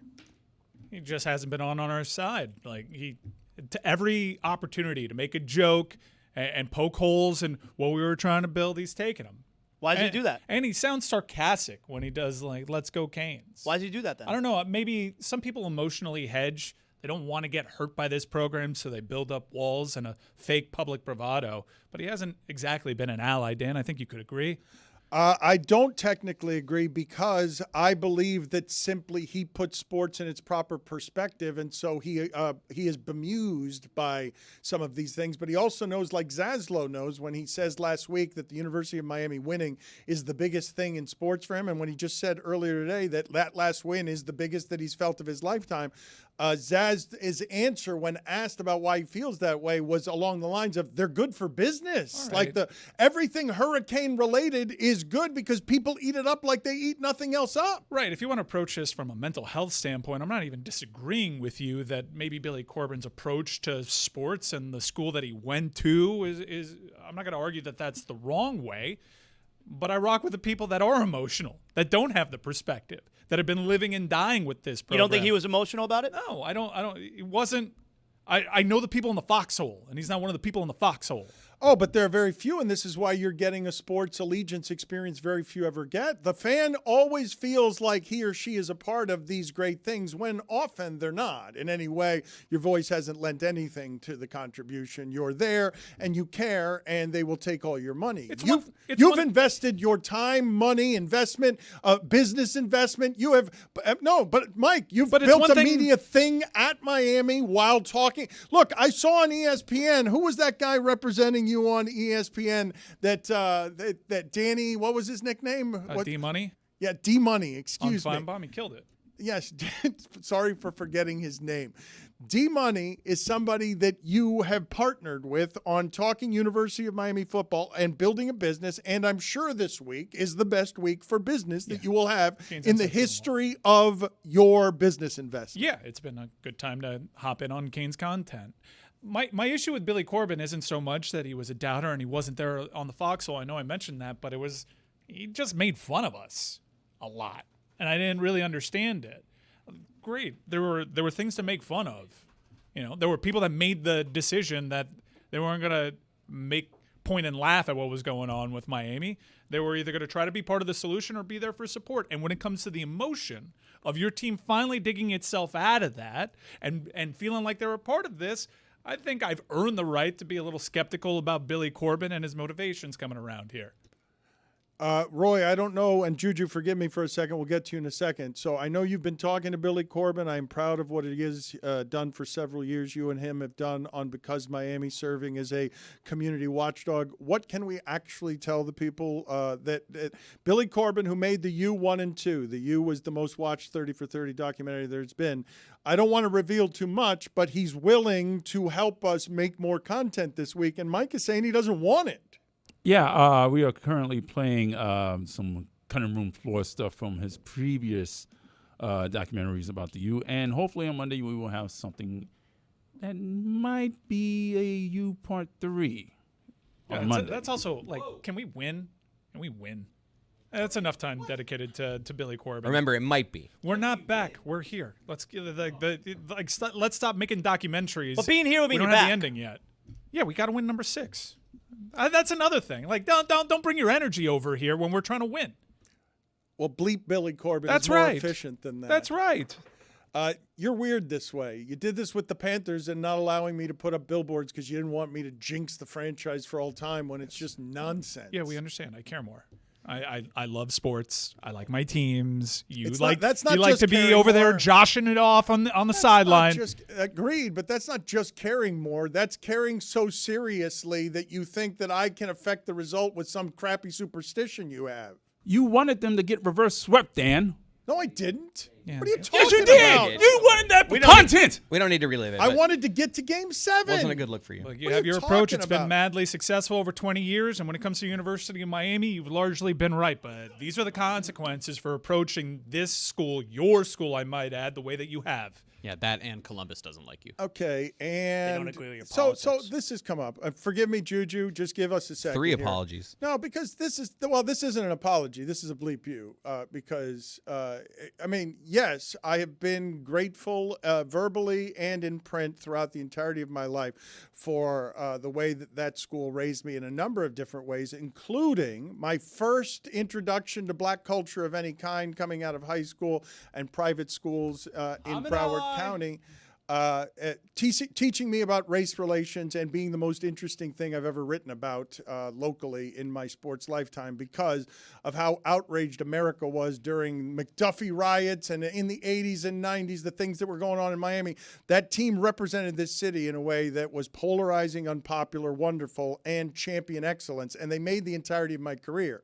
But while I was there, I was also taught at the journalism school to do journalism, and that program had a lot of stuff in it that was worth reporting. And so I did, with the help of players who gave me that information freely, because at the time as a reporter, I wasn't writing about the injustices in college football. I was just writing about how it is and why it is they weren't getting stipends and what they were doing around that. That's journalism. I stopped listening.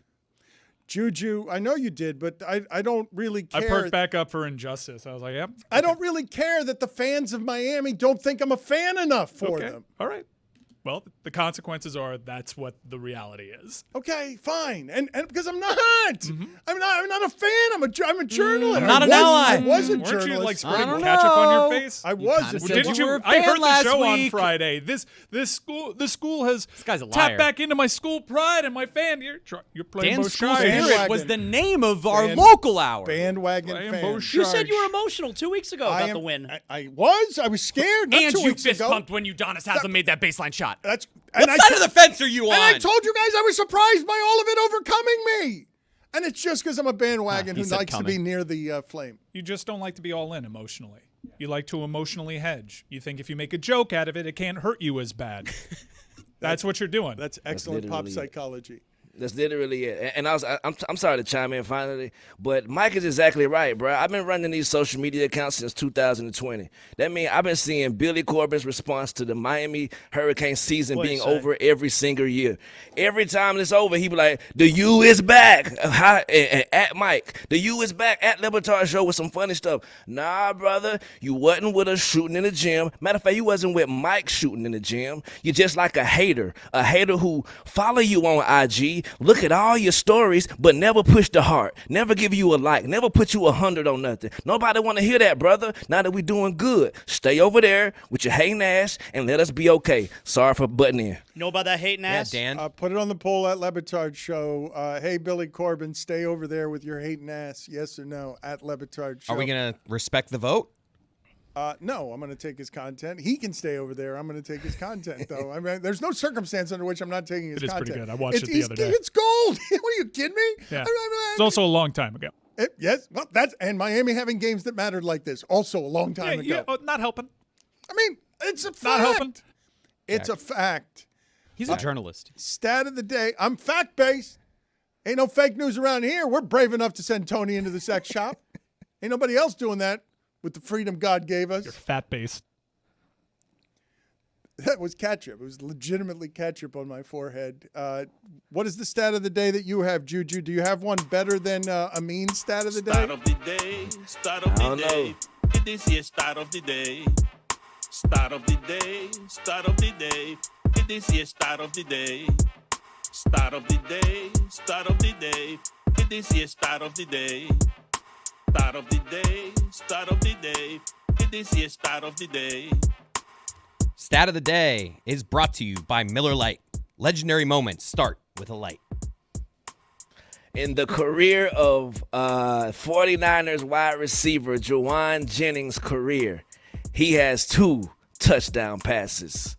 Over the career of one quarterback of the LA Chargers, Justin Herbert, he has 2 touchdown passes. Back to you guys. In the playoffs. So you blame Herbert then. Everyone's blaming Herbert instead of that Herbert didn't have an offensive line. No, I'm not blaming Herbert at all. You can watch that game and see how much scrutiny he was under and not understand. It's just like the Bills right now. It's miraculous. I cannot believe we won that game yesterday. Once we had number 37, the new safety come in, I was like, oh, our bets are off. But, man, them boys got it done. So I think that Justin Herbert is just a victim of that O-line. But when you say those, we didn't talk very much about Bills in Jacksonville. And we are at the point in the story for Josh Allen where only the losses that are calamitous are going to be things that that smear him, because he's now expected to win every game and get into the Super Bowl, beat all the teams, even if it's on the road and even if they're outmatched as they were yesterday. He made every important play in that game.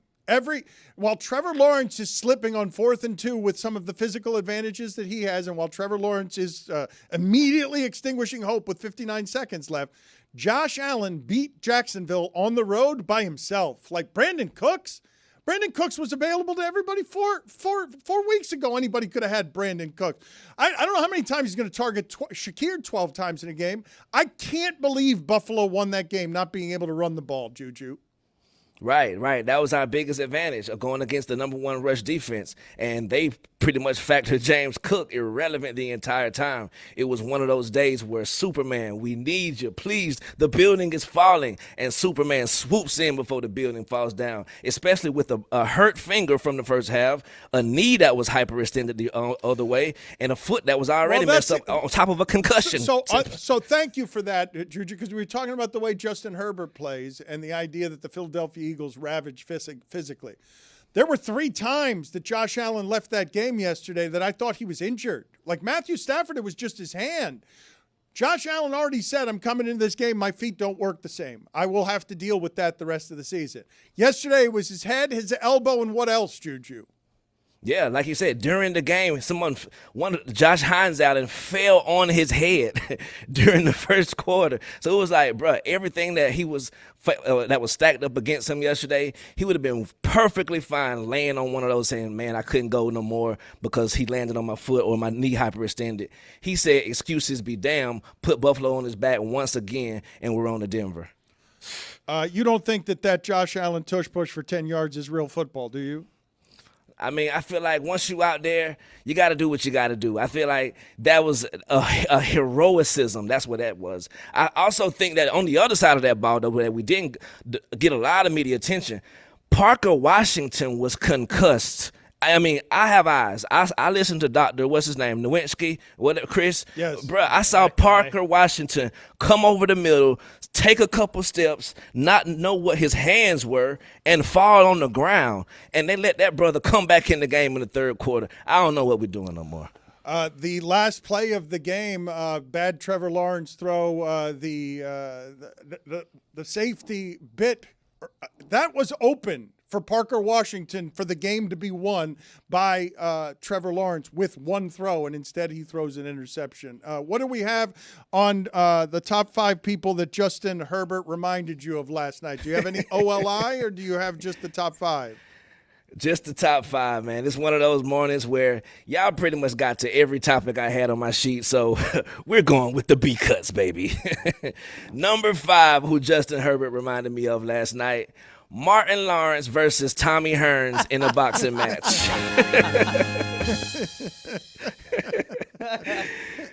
Number 4, I don't know how I sent him to the video team. Let me make sure I send him to the video team good. But yeah, I think that the Chargers line need to grow up. Number 4, the Saturday Night Live skit where the football player kept falling in the most uncomfortable ways. Whatever the name of that skit is, that's what he looked like. Number 3, don't be a menace to South Central in the hood while drinking your juice. The gangster that got stomped out for coming through the neighborhood, he won't come over to the wrong neighborhood no more. I got these cheeseburgers. Right. Number 2, the hockey meme where the guys in the hallway just tackle each other. Ouch. That was Justin Herbert on the back of that. That looks, man, that is not worth whatever they got for clicks on that. That seems wildly painful and dangerous what they did there. Ouch. Right, spina bifida. And number 1, the Joker on a motorbike being slung off the motorbike meme. That was Justin Herbert last night. Every play. Excellent video supplements. I encourage the audio audience to see all of that on video. It is made funnier by the video. Juju, any other football thoughts before we get to the polls? Yes, great wins by Indiana and Miami over the weekend. But it kept coming up that Lane Kiffin and his coaching staff were kind of, I'm not sure how that worked. He was allowing his coaches to coach while recruiting. That whole situation to me is goofy as hell. The NCAA need to step in, man. Recruiting starts from now on January the 1st. It seems like an easy fix. Why do recruiting start the same week? Oh, I need you over here. We're trying to get to the national championship, but come from the national championship run to recruit. It don't make no sense to me. NCAA goofy as hell, man. I did not have your football thoughts from the last week of professional football being the NCAA is goofy as hell. He's right, though. Yes, of course he's right. At Le Batard Show on the polls, Juju, what do we have? Yes, sir, man. Hold on while I pull him up. Also, my cousin was goofy as hell yesterday, Darius Slay. He got signed by the Buffalo Bills, didn't want to come to the Bills, still wanted to play for the Eagles, pulled up to the Eagles game. Goofball cousin of mine. Have the shoes at Bird Bowl been there for 69 years? 92% of the audience says yes, they have been. Will an NFL team hire Brad Williams next season to be thrown on 4th and inches? 82% of the audience says yes, they will. Yeah. According to Dan, only if he loses like 25 pounds. Is it possible to have a -60 plus-minus against the Hornets? 69% of the audience says no, it is not possible. That happened this weekend. It's true. Also, a Miami Heat game got canceled because of condensation. There's a rain out. Aisle 3 in the grocery store has chips or pasta sauce. 67% of the audience says pasta sauce. That's correct.